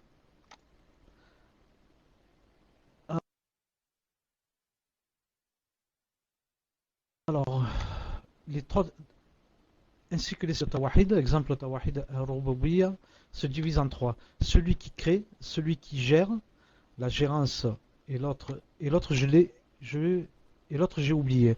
Barakallahu fikum cher de m'éclaircir. La divinité et de l'adoration. Donc, c'est le tawhid de par nos actes à nous. Le tawhid de la seigneurie, les actes d'Allah. Tawhid de la divinité, nos actes à nous. Ensuite, il y a le tawhid des noms et des attributs. C'est reconnaître à Allah subhanahu wa ta'ala tous les noms qu'il s'est donnés dans le Coran ou de par le biais du prophète alayhi salam, et les attributs aussi avec lesquels il s'est décrit, ou le prophète sallam l'a décrit. Comme on va voir Inch'Allah ta'ala, bon, c'est un peu difficile de dire ça en français, mais sans faire 4 choses. نعم من غير التمثيل ولا تعطيل ولا تكييف ولا il reste une chose. نعم il y a une chose que j'ai oublié de dire dans la 4e. Donc من غير التعطيل ولا التمثيل à la place de تشبيه ولا التكييف. نعم je ne sais pas si j'ai dit تمثيل. نعم والله تعالى أعلم. Voilà, Inch'Allah ta'ala, تفضل. Non, question suivante, cher. Question d'une sœur. Qu'Allah vous préserve ainsi que tous nos frères et sœurs. Une personne a dit cette parole. Mohammed, dernier des messagers envoyés afin de guider l'humanité. Je souhaiterais savoir si cette parole est correcte et si vous pouvez retranscrire la définition du messager barakallahu fikum. Tfadal cher. نعم elle est correcte. Dernier des messagers, c'est le dernier, c'est vrai. Pourquoi elle a été envoyée? Pour guider l'humanité vers l'islam et vers l'adoration d'Allah subhanahu wa ta'ala. Si c'est ce qu'elle veut dire, c'est correct. Bi'idhnillahi ta'ala. Quant à qu'est-ce que ça veut dire Rasoul? Rasoul, sa définition, c'est quelqu'un qui vient avec une nouvelle risala. Quelqu'un qui vient avec une sharia, une nouvelle sharia, législation. C'est ça ce qu'on dit de lui, un rasoul, contrairement au prophète qui ne vient pas avec quelque chose de nouveau, mais marche, disons, suit le prophète, le messager qu'il a suivi, suit la sharia du messager qu'il a suivi. Et certains ont dit le messager est aussi celui qui a été envoyé à des gens avec lesquels disons il n'est pas d'accord avec eux. من أرسل إلى المخالفين النبي من أرسل إلى المؤالفين. C'est-à-dire que le messager, il est envoyé à des gens qui ils sont en contrariété avec lui. C'est-à-dire ils lui font la guerre, ils n'acceptent pas, etc., etc. Tandis que le Nabi, le prophète, non. Il est envoyé à des gens qui déjà il y a avec eux un accord. Car un messager est passé avant lui et il a préparé le chemin bi'idhnillahi ta'ala. Tfadhal. Question suivante, question d'une sœur. Ahsanallahu ilaykum cher. Quelle est la différence entre un homme qui demande aux morts de l'aide ou un homme qui le prend pour intermédiaire?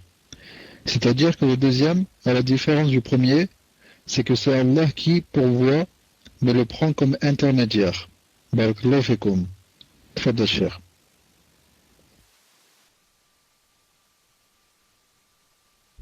Non, j'ai pas compris cette question, barakallahu fik. En fait, elle veut savoir quelle est la différence entre, par exemple, si je demande à un mort directement qu'il m'accorde quelque chose, donc je m'adresse au mort pour qu'il m'accorde un bien quelconque, et la différence entre le fait que là je demande à un mort qu'il fasse l'intermédiaire pour moi en demandant à Allah qu'il m'accorde une chose. Quelle est la différence entre les deux? Entre le fait que je demande direct au mort et le fait que je demande au mort qu'il soit intermédiaire pour demander à Allah. Allah alam si vous avez compris, cher. Tfaddal. Ah non, j'ai compris. Parce que je croyais que tu disais, je demande à un homme. Alors toi, tu disais, je demande à un mort. Non. Et ça, c'est-à-dire ce que j'ai pas bien compris. Quand on demande à un mort, non, de nous donner des choses, non, ça on rentre dans le coffre directement. Famt, c'est shirk akbar.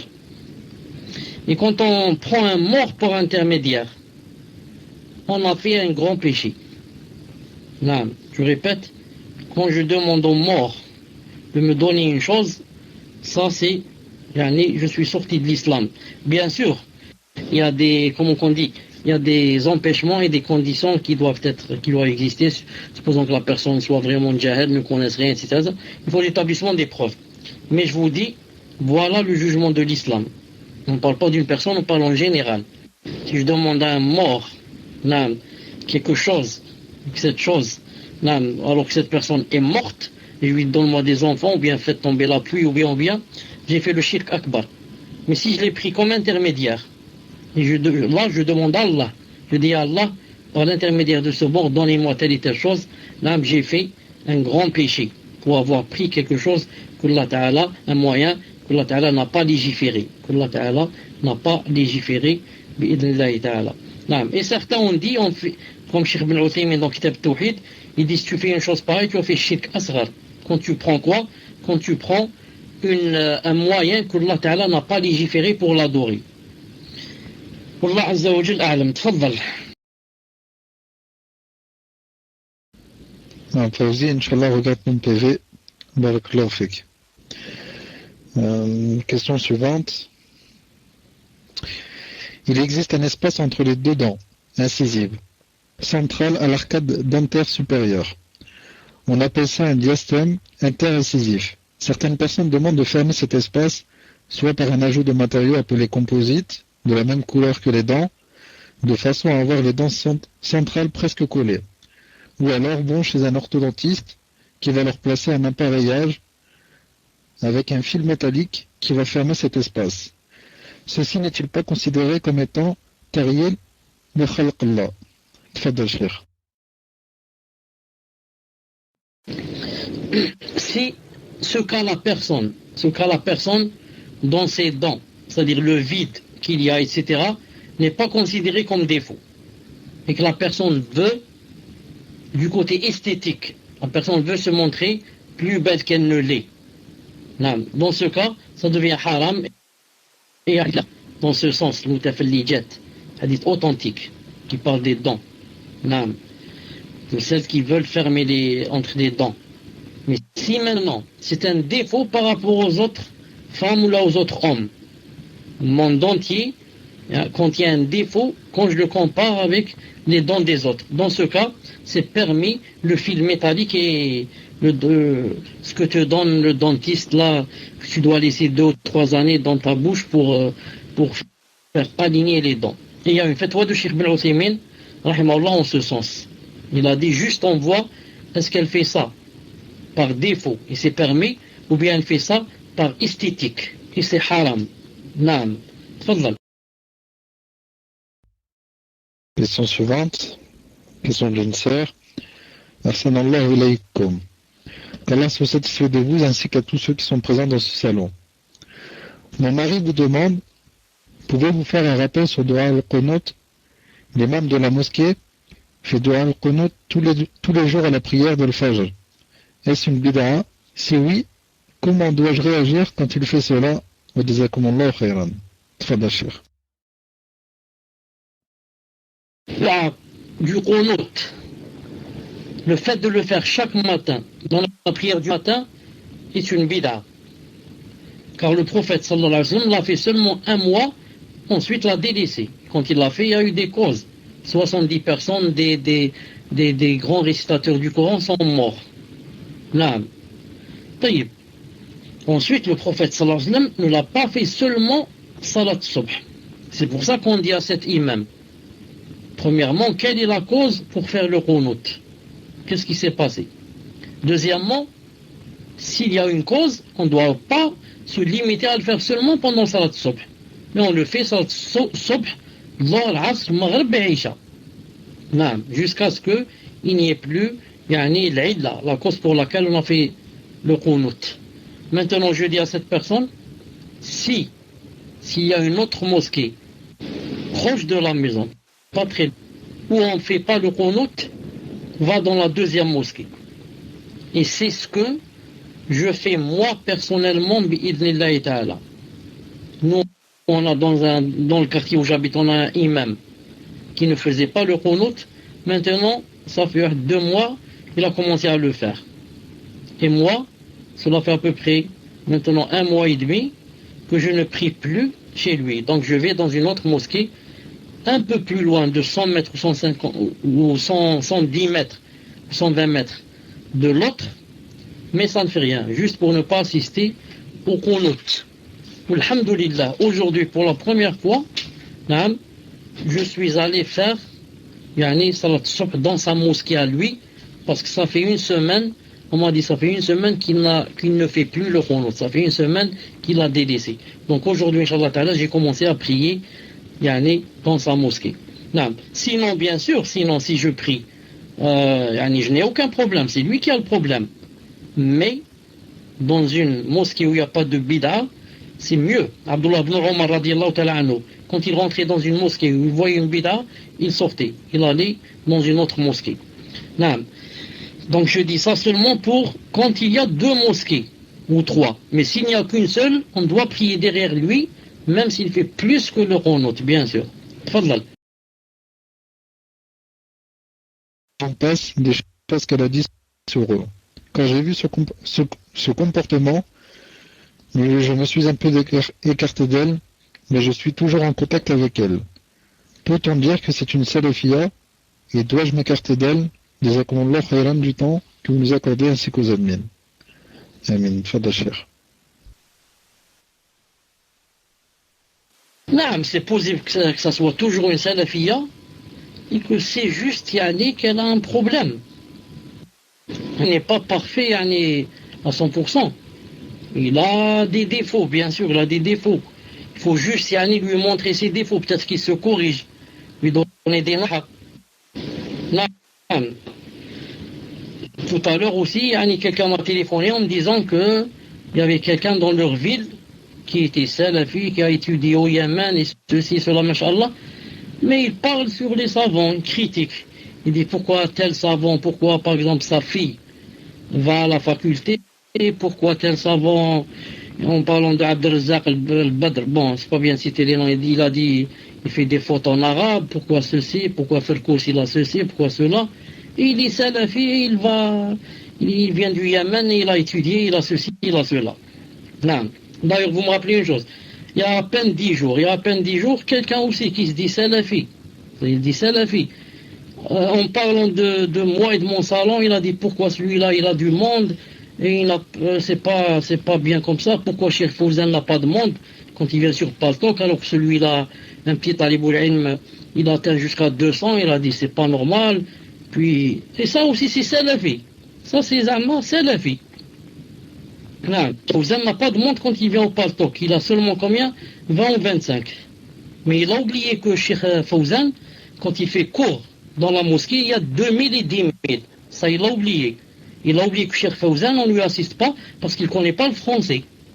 Et moi, on assiste à moi, c'est pas parce que je suis plus savant que Cheikh Fawzan, mais parce que je parle français, c'est tout. C'est tout. C'est pour ça que les francophones assistent. Parce qu'ils n'ont pas un autre ou assisté qui connaît bien qui peut parler en français et en arabe. C'est tout. C'est pas parce que... Mais, subhanallah, Donc des salafis, il faut s'attendre à tout. Les salafis, c'est comme tout le monde. Il y en a qui ont le hasad, il y en a qui ne voient pas loin, il y en a qui veulent le prestige, il y en a qui... Et comme ça. Subhanallah al-Azim, hasbunallah ni'mal wakil. Donc,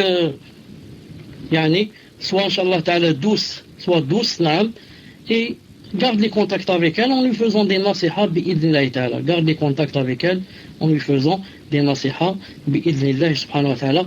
Quand vraiment tu sens que tu ne peux plus, elle dit des choses qui vraiment te font de la peine ou bien, tu peux te suffire seulement au salam, sans être très proche d'elle. Te suffire seulement au salam quand vous vous rencontrez bi'idnillahi ta'ala. Naam, tfaddal. Question suivante, question d'une sœur. Une sœur vit seule avec ses 2 enfants, alhamdulillah. Sa famille vit au Maroc. Elle n'a pas de famille et a été divorcée à 2 reprises par 2 hommes différents. Suite à son dernier divorce, son ex-mari veut lui retirer la garde de son enfant. La sœur vit dans une situation précaire et essaie à travers les aides, entre parenthèses, associations, dons, etc., de se débrouiller pour finir les mois. Est-il possible pour la sœur de faire valoir ses droits, pension alimentaire pour ses enfants, dans les tribunaux des mécréants? Fadachir. Il y a 2 ou 3 fatwas. De grands savants, entre autres Cheikh Al-Albani rahimahullah, qui disent que c'est permis avec des conditions. La première, d'être dans la contrainte, comme peut-être c'est le cas de la sœur ici. La deuxième, de ne prendre que ce que te donne la charia. De ne prendre que ce que te donne la charia. Je donne un exemple. En islam, une femme, quand elle est divorcée, elle n'a pas droit à la maison.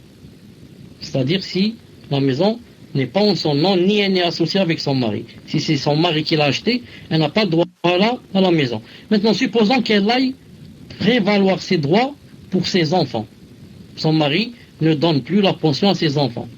Et au tribunal, on lui donne donc le droit à la pension plus le droit à la maison. On dit au mari, tu sors de la maison, c'est elle qui va prendre ta place. Dans ce cas, c'est interdit. Elle accepte la pension, et n'accepte pas de retourner à la maison. Vous avez compris? Naam. Fadlal.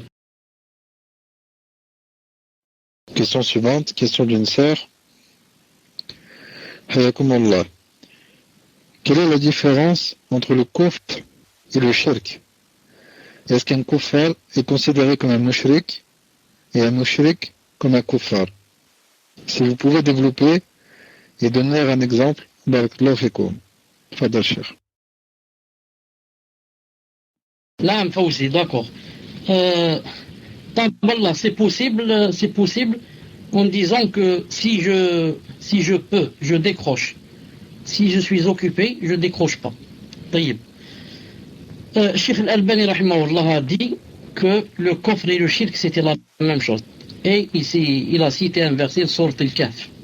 Il a cité un verset de Sourate Al-Kahf dans le dialogue entre celui qui était dans son jardin et l'autre, le musulman, qui lui a fait le rappel.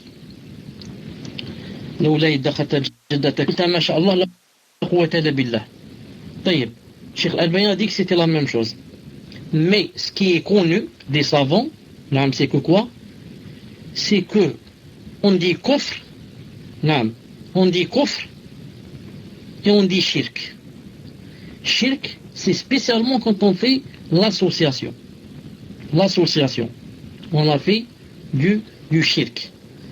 Et, bien sûr, tout shirk est du kufr. Et non pas tout kufr est du shirk. Donc, chez ces savants-là, le kufr, c'est plus global que le shirk. Pourquoi? Car le shirk rentre sous le kufr. Et non pas le kufr qui rentre sous le shirk. Car tout celui qui fait du shirk a fait du kufr. Et ce n'est pas tout celui qui a fait du shirk. Je donne un exemple. Je dis qu'il n'y a pas d'enfer. Il n'y a pas d'enfer dans le qiyamah. C'est quoi ça? C'est du kufr. Est-ce que j'ai fait du shirk? Non, j'ai pas fait d'association. Vous avez compris? Je dis que il n'y a pas, par exemple, le bassin.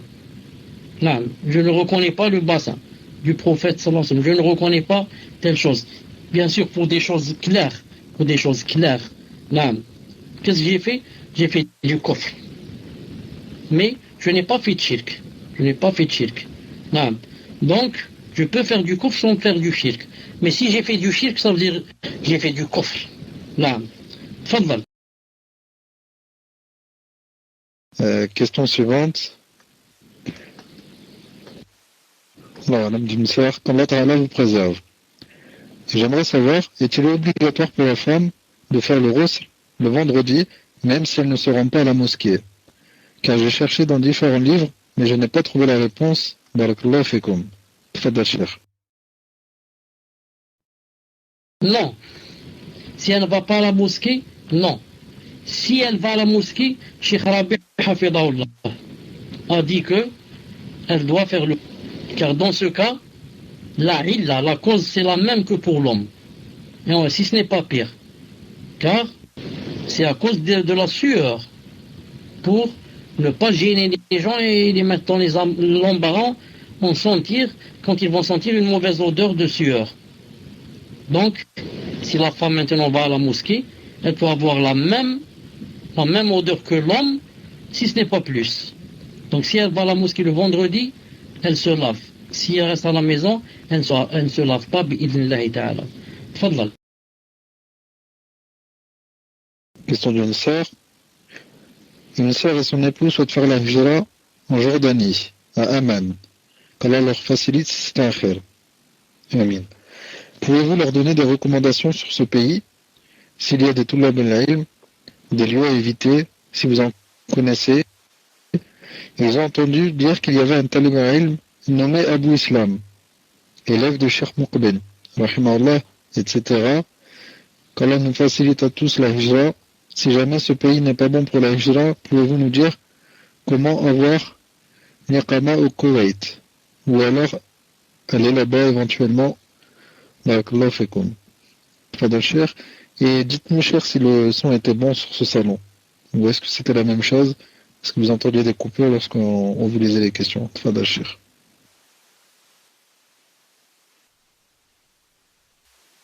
Pour moi, j'entends Masha'Allah sur ce salon. Je sens que le son est Masha'Allah pour moi. Quand je vous entends. Maintenant, quand je parle, je ne sais pas. Moïm, qu'est-ce que tu as dit après le Koweït? Tu as dit de nous montrer comment si c'est pour le Koweït. Ensuite, tu as dit, ou là tu as cité un autre pays. Est-ce que entendu? Tfaddal. D'abord, l'Iqama au Koweït. Après cela, qu'est-ce que tu as dit après au Koweït? Tfaddal. Non, mais elle a juste dit, et où aller là-bas éventuellement? À quel endroit, Wallahu alam. Je pense que c'est ce qu'elle a voulu dire. Fadal Cheikh. Non, pour la Jordanie, je ne sais pas comment ça se passe sur le point quand on met, on ne parle pas de religion. Comment ça se passe dans la société, c'est cher, c'est pas cher, ces choses-là de vie, je ne connais pas. Ça. Reste maintenant, c'est comment ça va, c'est comment là-bas le dîner, etc. Là-bas, il y a 2 ou 3 ou 4. Il y a deux qui s'appellent, comme vous savez, qui s'appelle Halabi, l'autre qui s'appelle Mashhour, l'autre qui s'appelle le troisième le Hilali. Là, voilà, c'est l'Hilali. Et le quatrième, il y a même un quatrième, on rappelle Moussa Nasr. Et le problème, c'est que ceux-là ont été critiqués par les grands savants. Ils leur ont fait des critiques sur certains points. Reste maintenant qui? Reste celui qu'elle a cité. Abu Islam, je ne connais pas, j'ai jamais entendu parler de lui.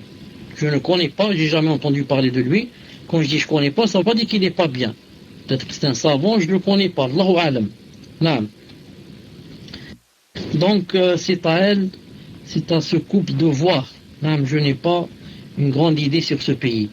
Reste pour le Koweït, j'ai bien demandé cette fois. Parce que la fois passée, je vous avais demandé que j'allais demander. Quand j'ai demandé, on m'a dit que ça, on m'a confirmé que pour quelqu'un qui arrive là-bas, s'il a la nationalité française, il peut vite, on lui donne le visa pour rentrer. Mais il m'a dit, on lui donne seulement 3 mois. C'est-à-dire après 3 mois, il m'a dit c'est difficile de faire quoi? De faire l'iqama, si bien sûr, sauf si, par exemple, quelqu'un a une licence pour travailler là-bas, ou sinon, pour aller comme ça. Seulement pour sans licence, il m'a dit c'est difficile. Mais les 3 mois, pour étudier pendant 3 mois l'arabe, etc., on les lui donne, bi'idhnillahi ta'ala. Naam. Tfadlal. Donc la dernière question pour ce soir, cher, question d'un frère. Qu'Allah vous couvre de sa miséricorde le jour du grand rassemblement et qu'il nous réunisse tous auprès de notre prophète bien-aimé, sallallahu alayhi wa sallam. Il y a un hadith qui a mis beaucoup de shubuhat. Il s'agit de celui où le prophète sallallahu alayhi wa sallam dit à propos de la région du Najd, de là sortira la corne de Shaitan. J'ai vu beaucoup, trop d'ennemis de la salafiyya l'assimiler au cher Mohammed ibn Abdul Wahhab.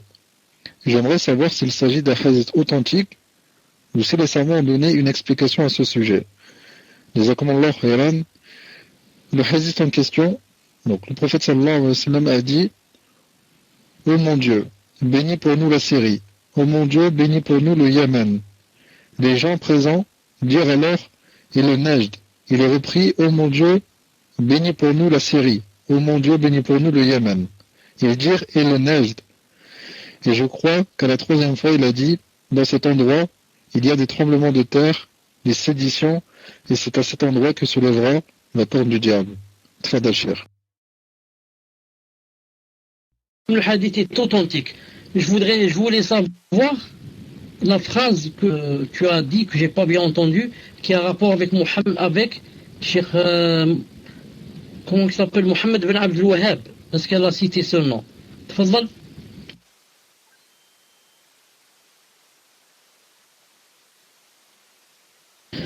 Comment l'assimiler? C'est-à-dire que c'est lui qui a dit ce hadith. Qu'est-ce qu'elle veut dire ici par l'assimiler au cheikh? Ou bien c'est-à-dire qu'ils veulent dire que la corne du diable, il parle du cheikh Mohammed ibn Abdul Wahhab? J'ai pas compris. C'est quoi la question exactement? Je pense que le frère a dit que les ennemis de la salafiyya, Allahu a'lam, ont assimilé cette parole, donc ce hadith, ils l'ont assimilé au cheikh Mohammed ibn Abdul Wahhab, rahimahullah. Je lui demande quand même pour confirmer, mais c'est ce que j'ai compris, wallahu a'lam. Tfadal cher. Et qu'est-ce que ça veut dire l'assimiler? C'est-à-dire que c'est lui qui l'a tiré de sa tête? Je confirme que c'est un hadith authentique. Donc, qu'est-ce que ça veut dire ça? Tfadal. Non, mon cher, ça voudrait dire ça. Si c'est bien ce que j'ai compris, ça voudrait dire qu'il lui attribue cette parole. Donc je demande au frère que je lui ai ouvert le PV. Ah non, c'est pas ça, cher. C'est pas ça, c'est pas l'attribution du hadith. Ils disent que la corne de Shaitan, c'est lui. La corne de Shaitan, c'est c'est le cheikh Mohammed ibn Abdul Wahhab. Tfadal cher. Et voilà, c'est pour ça que j'ai demandé le micro. C'est pour ça que j'ai demandé le micro pour te dire que je pense qu'il veut dire que c'est la corne, c'est-à-dire que c'est lui. C'est Mohammed Abdul Wahhab qui est visé dans ce hadith. Et la réponse est claire. Même celui qui a posé la question a dit que les ennemis de la salafiyya, les ennemis, c'est vrai que ce sont des ennemis. Subhanallah al-Azim. Mohammed ibn Abdul Wahhab, c'est pas seulement un cheikh, mais les savants, je dis les savants, quand ils parlent de lui, ils disent Cheikh al-Islam, comme ça ils disent. Cheikh al-Islam, Mohammed Wahhab. Cheikh al-Islam, quand ils parlent de lui, les savants disent Cheikh al-Islam. Ça suffit seulement, regardez, ça suffit seulement pour voir s'il était dans le vrai ou dans le faux. Regardez, il a écrit un petit livre, qui s'appelle Usul Thalatha. Un petit livre, où il y a seulement trois choses. Ça, 3 choses seulement. Et, subhanallah al-azim, combien ce livre a marché, combien qu'il a circulé, et combien Allah subhanahu wa ta'ala l'a propagé dans le monde, où c'est très rare que tu trouves par exemple quelqu'un qui se dise salafi, qui a connu la salafiyya, il n'a pas connu ce livre, ou du moins ne l'a pas lu, ou n'en a pas lu une partie. Non. Tellement Allah subhanahu wa ta'ala a béni ce livre. Non. Et il a propagé dans, où tu vas, là où tu vas. Tu parles de ce livre, il est connu, subhanallah al-azim. Et pourtant il comporte des choses très simples à l'intérieur. Je prouve que ma religion c'est l'islam et que Allah subhanahu wa ta'ala c'est mon Seigneur et que le prophète islam je le suis. Et ensuite les adillas de cela. Subhanallah al-azim. Comme disent les savants, ils disent, c'est comme même Cheikh Ibn Uthaymin dit cela, il dit, regarde les livres qui se propagent pour que tu saches cette personne, si Allah subhanahu wa ta'ala lui a béni, ce qu'elle a fait ses efforts ou ne lui a pas béni. Subhanallah al-azim. Donc, c'est pas la peine de répondre à cela, ce sont eux, les shayatines, ce sont eux qui combattent la sunna sans le savoir. Car quand tu dis que Cheikh Ibn Abdul Wahhab, rahimahullah, tu dis pas de lui que c'est un savant, tu dis que lui c'est un shaitan, etc. Ça dit qu'il ne faut pas lire ses livres, bien sûr. Il ne faut pas lire ses livres, et donc regarde ce qui va, les choses que tu vas rater. Les choses que tu vas rater, et que tu ne sauras pas, et que tu ne sauras pas. Même si c'est un livre qui contient des choses de la base, c'est pas approfondi, mais c'est un livre, comme vous savez, très, très bénéfique, bid'illah ta'ala. D'ailleurs, même Cheikh Ibn Uthaymin, rahimahullah, l'a expliqué d'une façon, masha'Allah. Moi, une fois, quand j'étais au Koweït, j'ai expliqué ce livre à certains, mais vraiment, surtout si vous lisez les fawaïd de Cheikh Ibn Uthaymin sur ce livre, comment, masha'Allah, il a expliqué, et vous savez, Cheikh Ibn Uthaymin, rahimahullah, quand il commence à expliquer une chose, c'est seulement Bismillah ar-Rahman ar-Rahim, et Bismillah ar-Rahman ar-Rahim, il va t'expliquer dans une page ou deux. Tellement Allah ibarak, Allah subhanahu wa ta'ala, l'a gratifié de sa lumière. Donc, Inch'Allah ta'ala, on va arrêter ici. On va se rencontrer, Inch'Allah ta'ala, très bientôt, Inch'Allah ta'ala, يوم السبت بإذن الله تعالى. سبحانك اللهم وبحمدك أشهد أن لا إله إلا أنت أستغفرك وأتوب إليك. فيكم بارك الله. جزاكم الله خيرا. السلام عليكم ورحمة الله وبركاته.